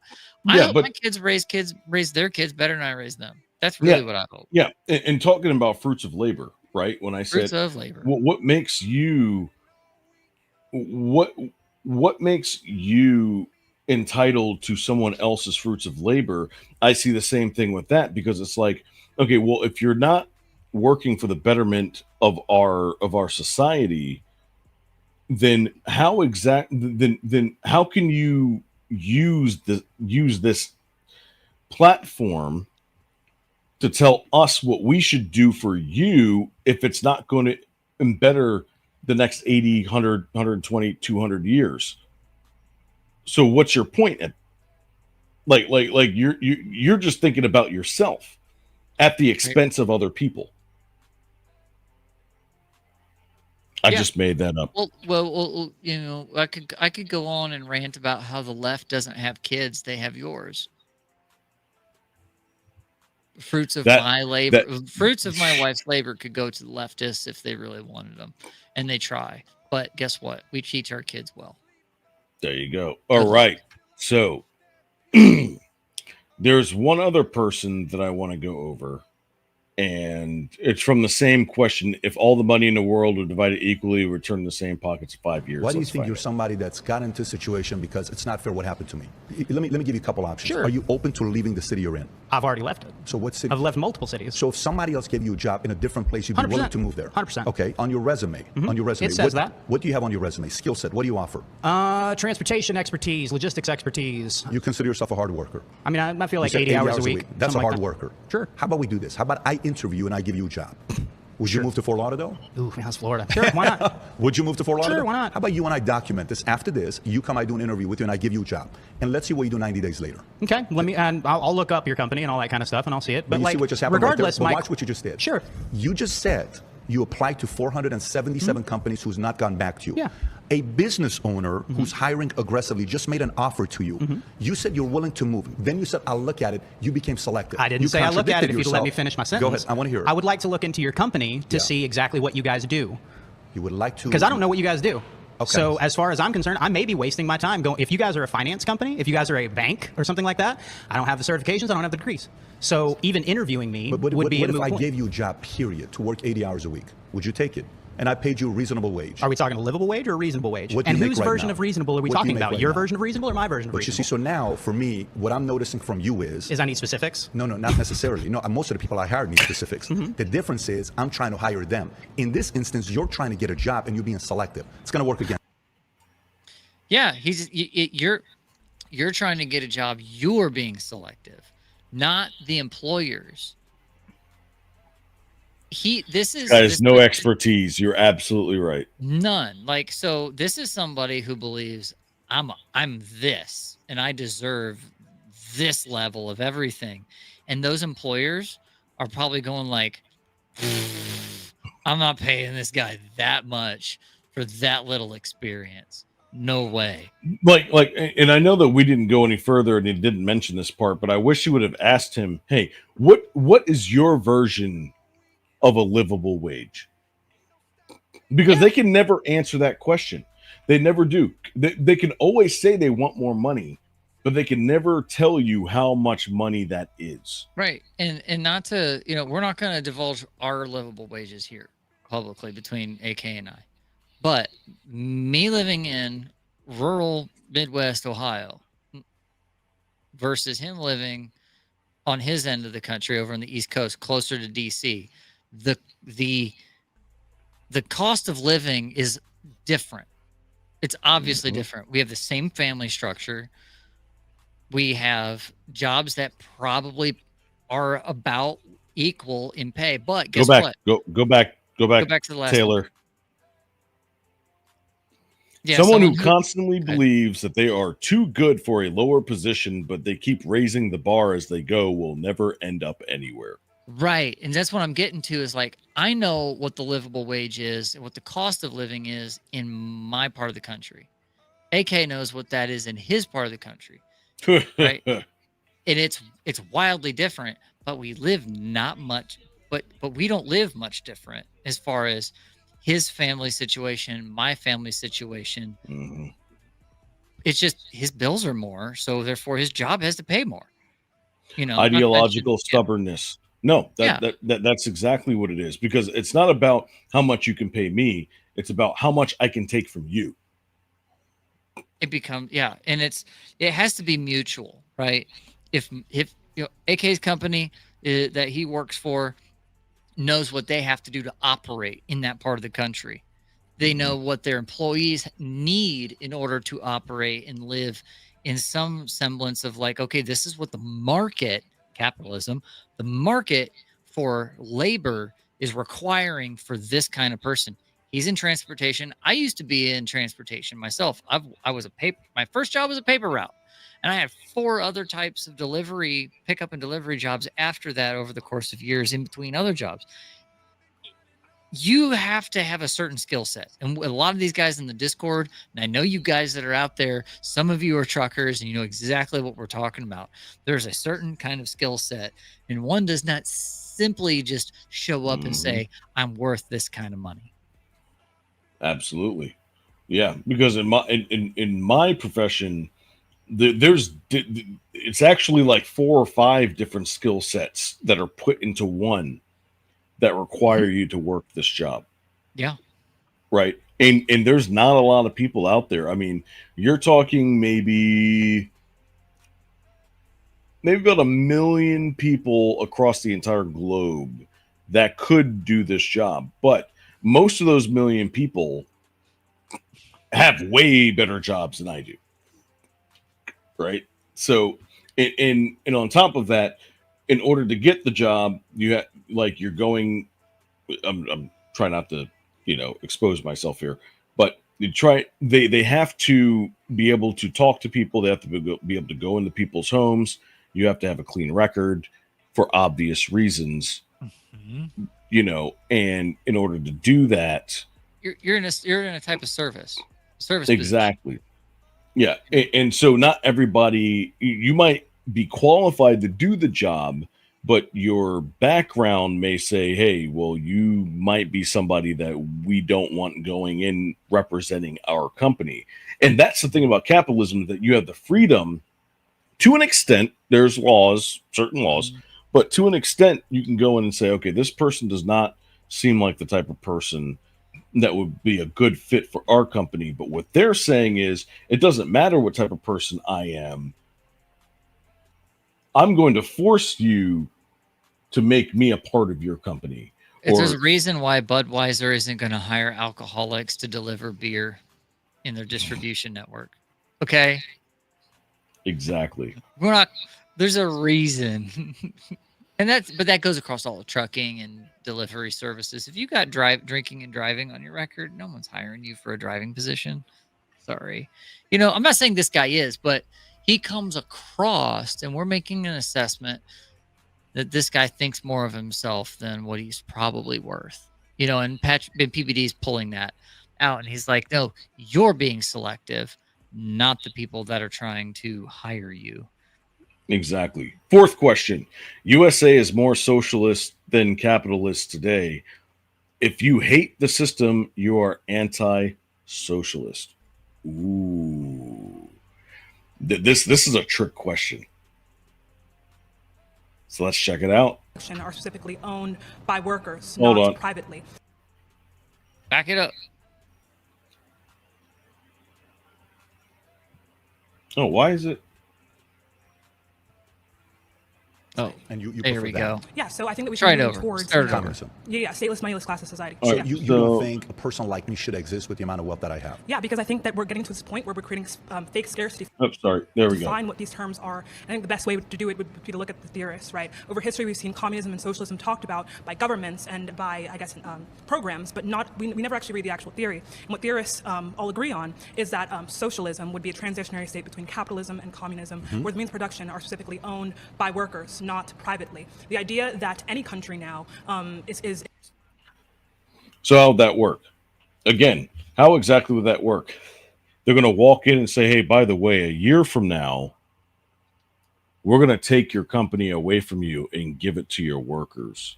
What do you think about that? State the question again for me. Is that what's at the top of the screen here? U.S. is more socialist than capitalist today. If you hate the system, you're yes, socialist.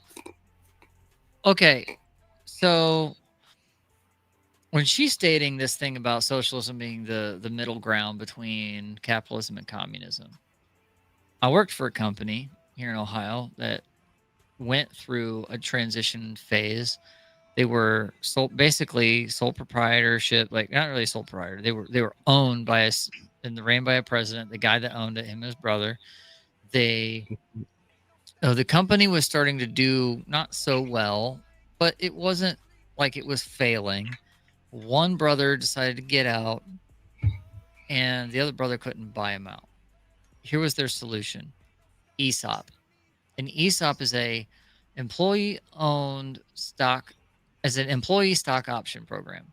So basically, they sold the company to the employees, quote unquote. Mm-hmm. What they do is the employees didn't actually have any say in it. Now, this can happen through collective bargaining. You have a right to collective bargain. You can do your own union stuff, and I don't have a problem with collective bargaining if you all agree to do it. Like, fine, if you do it and you run it into the ground, that's on you. That aside, the company found this as a solution to buy out the both of them. They sold the whole company to the employees, quote unquote, to this ESOP, and it involves a bank, a trust, all kinds of a trustee, a board of supposedly, neutral parties, of local business owners, all kinds of crazy stuff. You have to go through hoops and bounds and over the hills and through the woods to commie China's house we go. Didn't really get there, though. What happened was the company was already failing. So this isn't really too invested in this, but like when you the closest thing I've ever seen, this is the point I'm getting to. The closest thing I've ever seen is to employees owning the means of production is an ESOP. And I've seen two companies I've worked for employ something like this, where they get into the stakeholder capitalism kind of stuff, but you don't ever actually own it. That's the point. It's always some kind of bureaucratic superstructure that owns it. You never, ever, ever, ever own it. It's always some kind of council, which is what Soviet means. Welcome to sports. Council. You never actually own the thing. That's how it is in some sports. Like some sports teams, it's a group of people that own one sports team. And the thing is that everything is great until you have to make a major decision. And then half the people, more like 51% decide, no, we're not going to do this one thing, even though it's going to run the sports team into the ground for decades. It's a direct democracy, it's the tyranny of the majority. Mm-hmm. And that's what ends up happening. And then for decades, that's why there are certain teams that have never won a championship, is because of that. Yeah.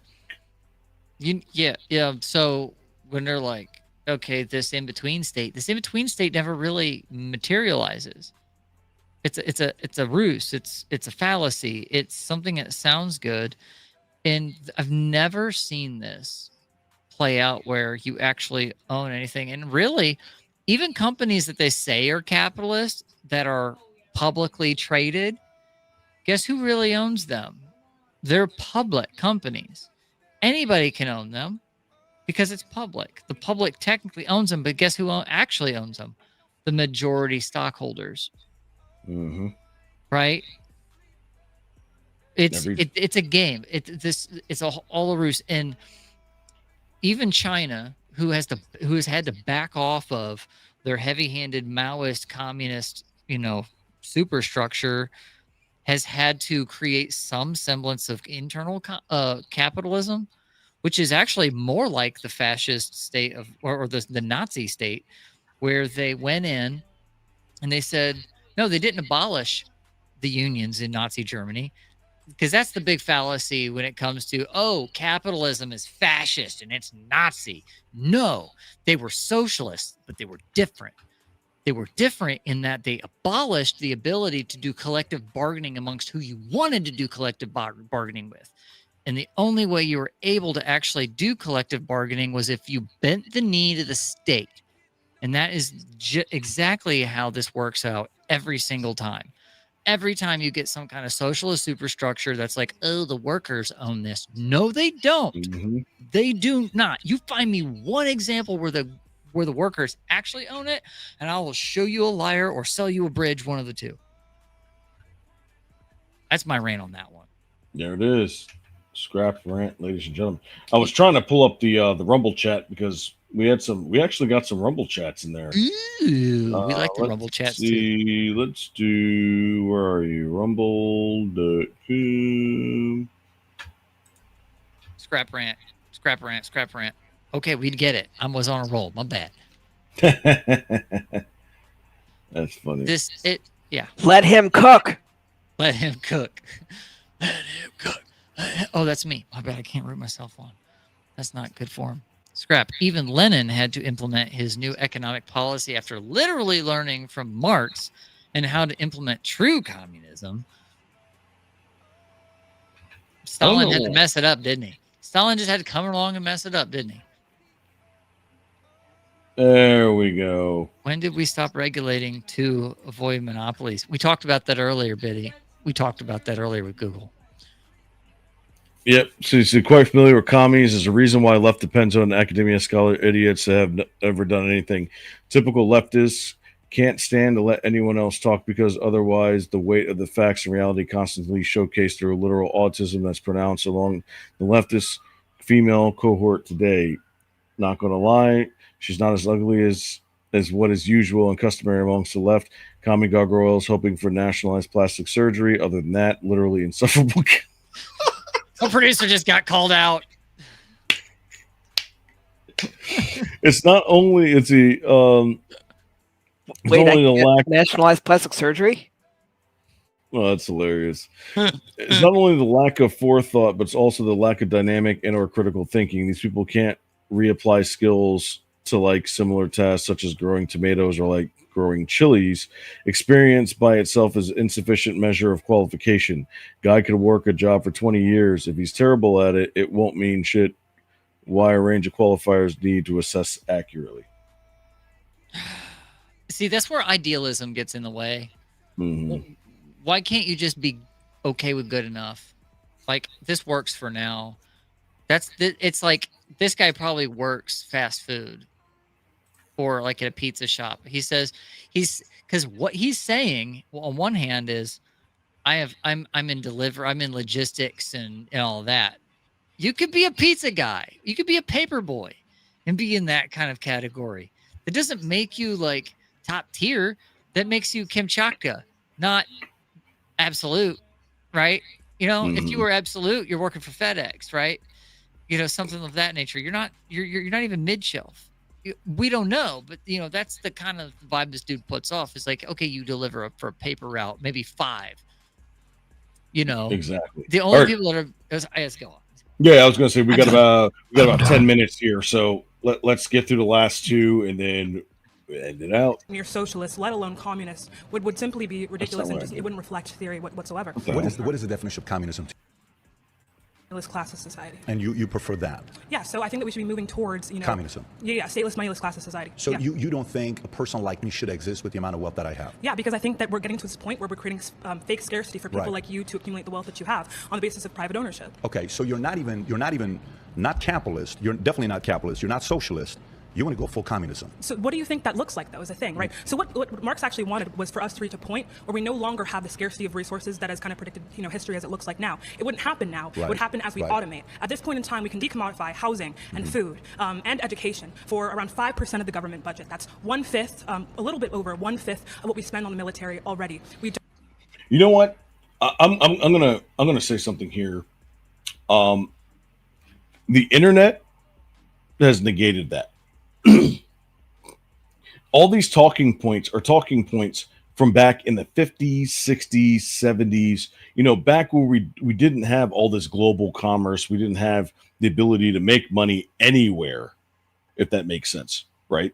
Because without the internet, yeah, this would all kind of make sense, because then it's like, all right, well, you have resources that I can't reach because I'm just either in the wrong industry or the wrong area or in the wrong whatever. But what the internet does is it's able to teach you how to do these things even on a smaller scale. And now what the internet does is it allows you to make money where you would have never been able to make money 20 years ago. Uber, Lyft, what is it? The Instacart, like all these other entities in which you were never able to do on your own because you weren't able to build the capital to do so. Somebody else, thank you, capitalism, was able to build it for you so that all you had to do is show your license, your insurance, and your vehicle. And now you can go out and make money. So are you saying that what you're saying is take all of that away and then start from where you think it should start? No, they want all of that stuff. They just want the fruits of someone else's labor. And that is what I'm going to keep saying to the end of effing time. And this is your Roma rant. Stephen Curry, baby. Let's go. Curry for 3. I got Bang! All right. I got nothing left. Let's go. Don't, because we were living in this state where we it almost seems utopian. All right. And the last one, this is the one where he was able to choose somebody from the audience. And this guy was actually pretty good. He knows his stuff. But you're going to see where he screws up very quickly. Question 5. Back. We would not say that this is Oh, I'm sorry. America has never been a meritocracy. Was his question. Okay. Or his statement. This statement. Do you agree or disagree with this? Right. Basically. Here we go. Merit. We'd say that this is a system that allows those with the most influence to continue to be successful. So is it about some of the people that got generational wealth have an advantage over others that didn't get it? Yeah, I'm not necessarily saying that that's a moral failure. I'm just saying when people claim that capitalism is a meritocracy, that's just factually inaccurate. And we shouldn't be allowed to lie here. Like we should try to be coming to a common consensus. So capitalism is not a meritocracy? No. So you mean to tell me nobody here can go out there and win if they wanted to at the highest level? No, I think that there's a probability that people can have social mobility or increase their economic conditions. It does not mean that everybody is able to. Some people could be a billionaire in the circle. If you're saying not everybody's able to, I fully agree. I agree too. But you also have to remember that not everybody wants to either. Not everybody wants to start a podcast network and go through the rigorous 120 hours a week that you have to go through on top of the job. Well, I wouldn't say on top of, but mixed together. It's basically a second full-time job where I'm definitely not making what I make in my actual job. At least not yet, but we're on the way there. We're definitely on the way there from a year ago, from when we started, right? But you also have to understand that there are certain people who are willing to do the dirty work for, just enough to survive, right? There are different families who are willing to, go into business with each other, that are willing to own a farm, that are willing to start an insurance company, that are willing to do things that they know are very, very hard work that requires a lot of your time.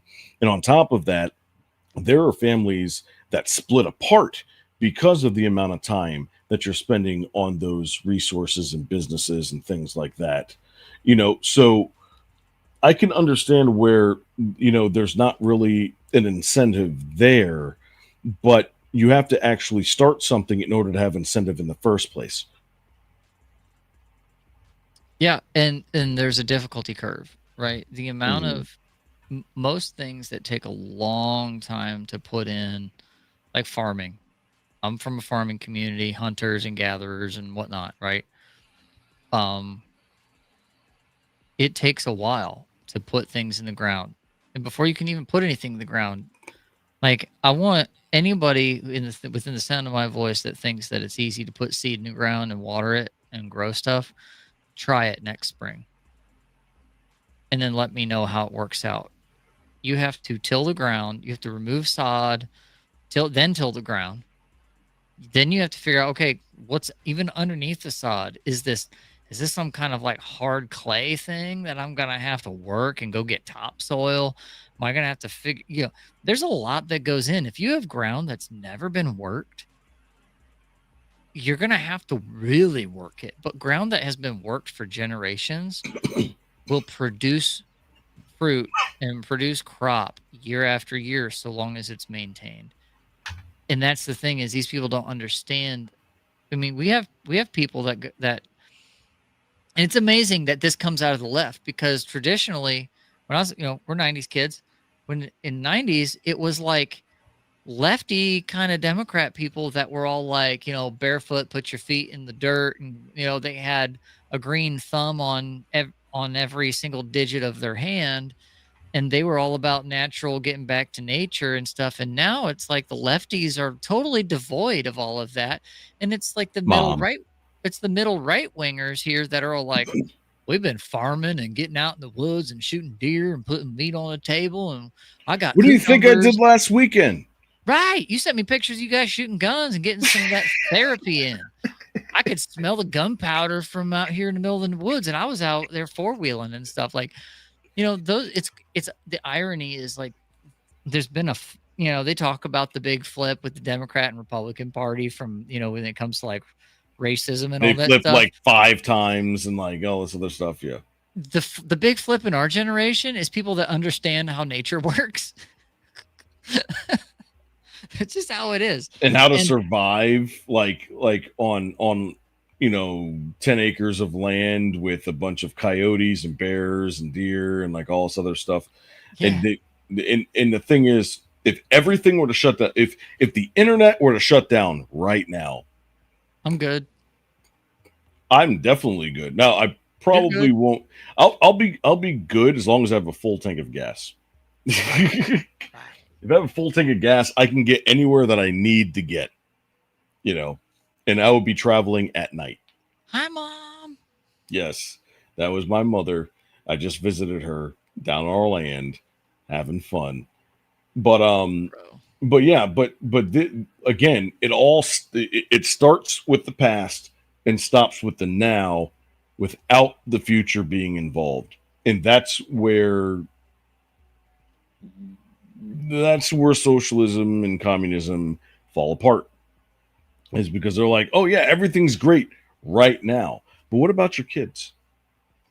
What kids? What type of exactly what kids? They don't want to have kids because they're so all up in arms about, well, I can't bring children into this world. Exactly. And if that's the point, then what exactly are you fighting for? Because you're not fighting for the future. No, you're fighting for the right now. Exactly. All right, let's see what else he's got, and then we'll head out. But I'm probably not going to play Major League Baseball. I can spend the money on a lottery ticket. Doesn't mean I'm guaranteed to win the lottery. I agree. So what's your point? I agree with you there. So my point is that America is not a meritocracy. You said there's two things. Anybody at what levels, you can have success. To me in life, there's 3 different types of people. You got overachievers, you got achievers, you got underachievers. Let me unpack this for a second. We got 10 minutes. You can. Overachiever, achiever, underachiever, okay? You can find a guy in school. We all remember the kid in school that was we're like, that kid's going to win in life. And he didn't. He was supposed to be an overachiever. He ended up being an underachiever. And there were kids in school that we looked at. We said, that guy's not going to do anything with life. Dude, stay away from that guy. He ends up winning. He's an overachiever. So it's not about what you're, end up doing in your life. It's what how close you reach to your capacity. The winning that you're talking about, quote unquote, is wealth accumulation. Not necessarily wealth accumulation. It is. That's exactly what you just said. If you end up, I have friends that make $120,000 a year. They have a good life. They're happily married, got 2 kids, and they chose to go live in a place like Victorville. They chose to go live in a different place. But to me, that is winning. They're contributing to society. I have a genuine question for you, Patrick. Please. Do you think that a nurse or a hedge fund manager offers more social utility? This is documented. 14 years ago, I made a video talking about the 10 most honorable professions, and a hedge fund manager wasn't on that list, but a nurse was. Wow. I believe what nurses do, when my father's at the hospital and I see how they attend to him, you have no idea how much respect I have for nurses. Right. It's a tough job. However, but I would say the hierarchy of what our society looks like does not prioritize that in the same way that you're saying But there's a difference. So there's a difference. It is not for what your country can do for you, but what you can do for your country. John F. Kennedy, U.S. President, Democrat. Continue. Do I think a nurse is more important to the market than a basketball player? Yes.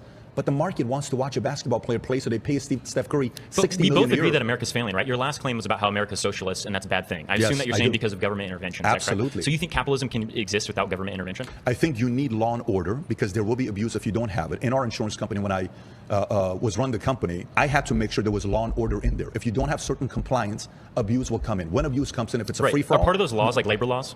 That can also be abused. No, it's a fair question Okay. you're asking, but a part of that can also be abused. A lot of those guys go in with the right intentions. Then they become dividers and they pin the employer against the employee. So then that is the divide and conquer model is very effective. I just want to break this down. Do you think that there are not mutually exclusive interests in owners and workers?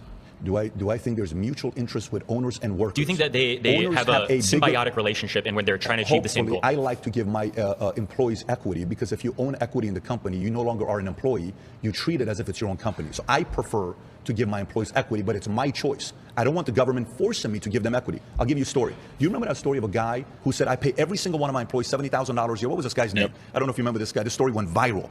Socialism, what a noble guy. Everybody retweeted it. The Bernies of the world. Phenomenal guy. I invited him on the podcast. He comes on the podcast. I said, so tell me about your noble cause that you pay everybody 70 grand a year. He says, well, I don't think anybody should make over 70 grand a year. You can live off of $70,000 a year. I said, perfect. Right. How many employees do you have? Let me make the point. I hear what you're saying, but I don't think that this is conducive to our conversation. I said, how many employees do you have? He says 100. I said, how many of those 100 own a single share of your company? None of them do. Who does? I do. You're a socialist claiming everybody should make that much money, but you're not giving equity? I'm not endorsing this particular person. I'd love to look into this, and maybe I'll... Whoa. Calls him out. Look at that. Yeah, he's socialist. This is one of the big problems, too. A lot of these activists, I'll just give you, I believe what Marx said, or there was some big commie Marxist thought purveyor that said, I believe it was Marx, correct me in the chat because I know you will, said, we will sell the capitalists the rope to which they will hang themselves. Mm-hmm. Okay, you know what that means? That means they're going to sell Che Guevara t-shirts on Etsy to fund their campaigns against you, and they're going to put that money in the back pocket, and they're going to go buy an Xbox just like you and go bitch about Call of Duty just like anybody else. That's exactly what's happening. Like, and you know, there are people that do believe in the socialist stuff, but they're always going to be compromising themselves. And I heard someone say this once, was it is not against the principles of the capitalist to do business with the socialist. It is against the principles of the socialist to do business with the capitalist.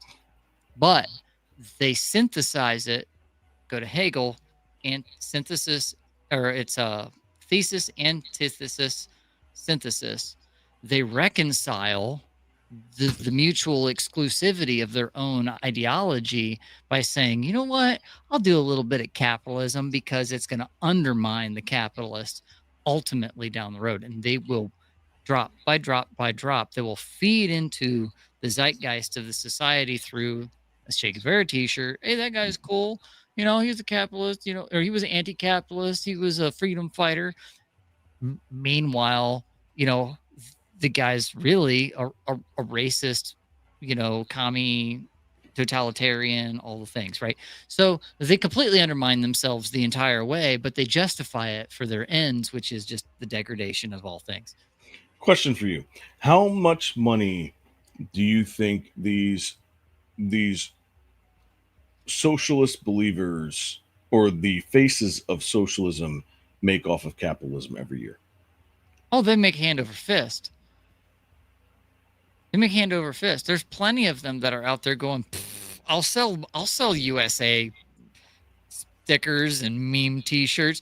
You go on Amazon, you know how many Chinese knockoff companies there are selling us our own stuff? Our own merch. Our own merch. Look at the tag on your t-shirt, bro. Your zip up right there. It's probably like China or Indonesia. Who knows? But we don't care because it looks the part. We go, yeah, it's our red, white, and blue. But here's the difference, though. When it comes to socialism and communism, if you fail, you die. Yeah. All right. Yeah. The difference between that and capitalism is that if you fail, the rest of us pick up the slack. Bankruptcy.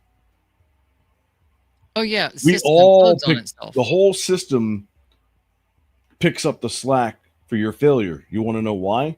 Because us as a whole putting in just a little bit takes care of the failure that you created. Subsidies. And that is subsidies, which allows you to go back and try again. It's why the western provinces of Canada want to leave, because their production of grain and produce and rare earth minerals and all of the things that they pull out of the ground out there, that industry is fueling the consumption of the Ottawa province and the other eastern provinces. It's the same thing. Mm-hmm. It's an imbalance. That's why a lot of us in the United States are out here going, dude, these other states are over here doing all this garbage with their open border policy, and the rest of us are paying for it. Exactly. Which is why we need your help to go to riseofmiddleamerica.com, get our lineups of podcasts, but also to help us out. If you guys want to go ahead and support us and create great content like this, go right over to riseofmiddleamerica.com. You can join any of our socials up here at the top. It is $5 a month all across the board. It doesn't matter. You can find me at the real Roma _AK on X, or you can find Scrap over there at Scrapjaw everywhere on the net. That's right. Scrap, it has been a blast having you back tonight. It was good. Yeah, I mean, we definitely need to do this a lot more. Thank you guys. Thank Timcast for coming over. Those of you that support Timcast that are supporting us now, go over to YouTube and subscribe. We need to get to 1,000 subscribers by the end of the night. That is our milestone right now. And I don't know, maybe we'll have a giveaway. But we'll try. Yeah.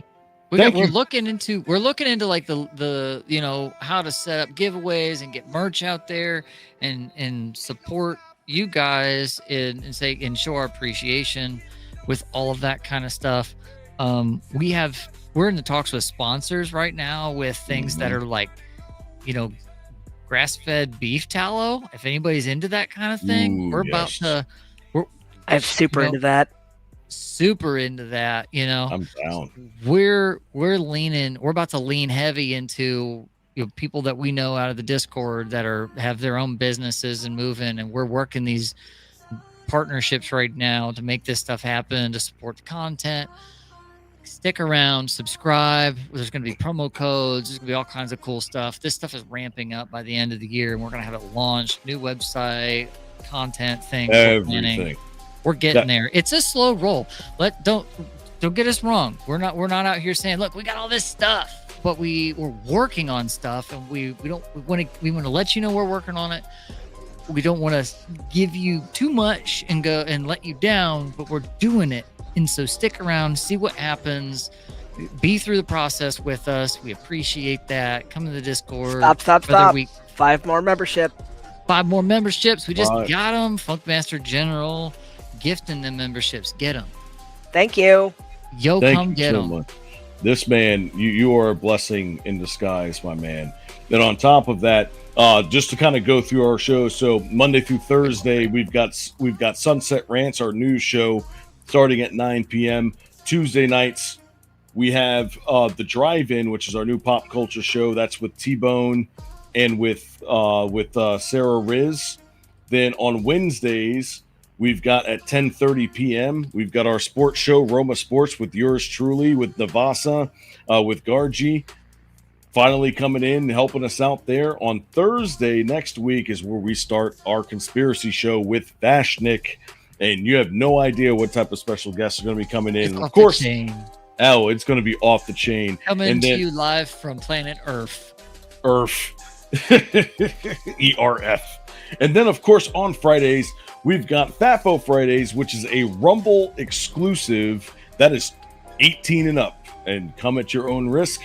And then, after that, 10:30 p.m., we have got Roma Nation. And don't forget, we also have a docu-series coming up here soon that you guys definitely don't want to miss. We're doing a big follow-up on a big story that you haven't heard a lot about in a long time, and it is not getting covered in the mainstream. We have some oof. Yeah. And when this, and I'm going to tell you right now, when this comes out, it's going to get massive views. All right. So I hope you guys stick around with us. Make sure you go to YouTube, subscribe to us there, get us over 1,000. And this is Scrapjaw. I am AK signing out for Roma Nation. You guys have a great night, and we will see you next week. And I completely pressed the wrong button. Hey, there it is. Peace out. Bye, guys.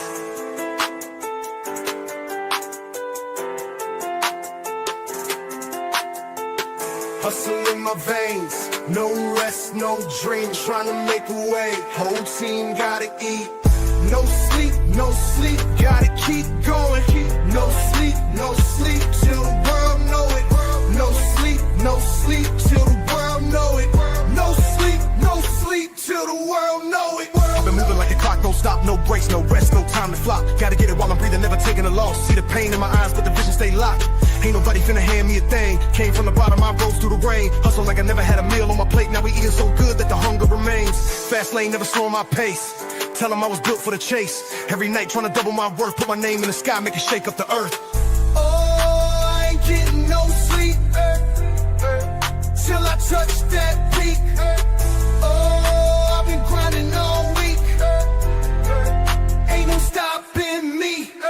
Late nights turn to early moans. Put the work in till the break of dawn. They was sleeping on the kid, now they call my phone. Now the city know my name, I've been putting them on. Ayy, tunnel vision when I step on the field. Gotta keep it real, never sign no deal. Independent, gotta get it, never needed a cosign. When the world told me wait, I was like, no time.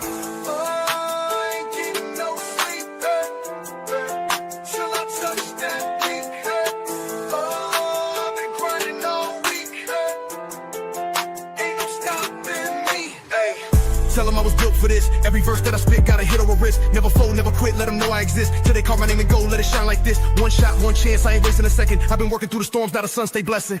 Ain't no sleep when you live in a dream. Gotta grind every day for the life unseen. No sleep till the job get done. No sleep, we ain't folding, nah. No sleep, gotta hustle on. No sleep till we number one.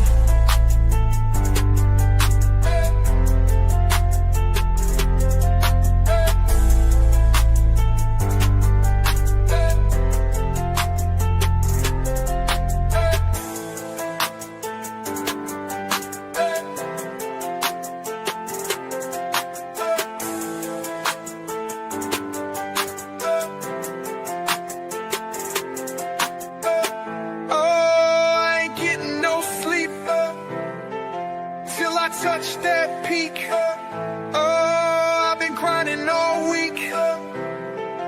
Ain't no stop.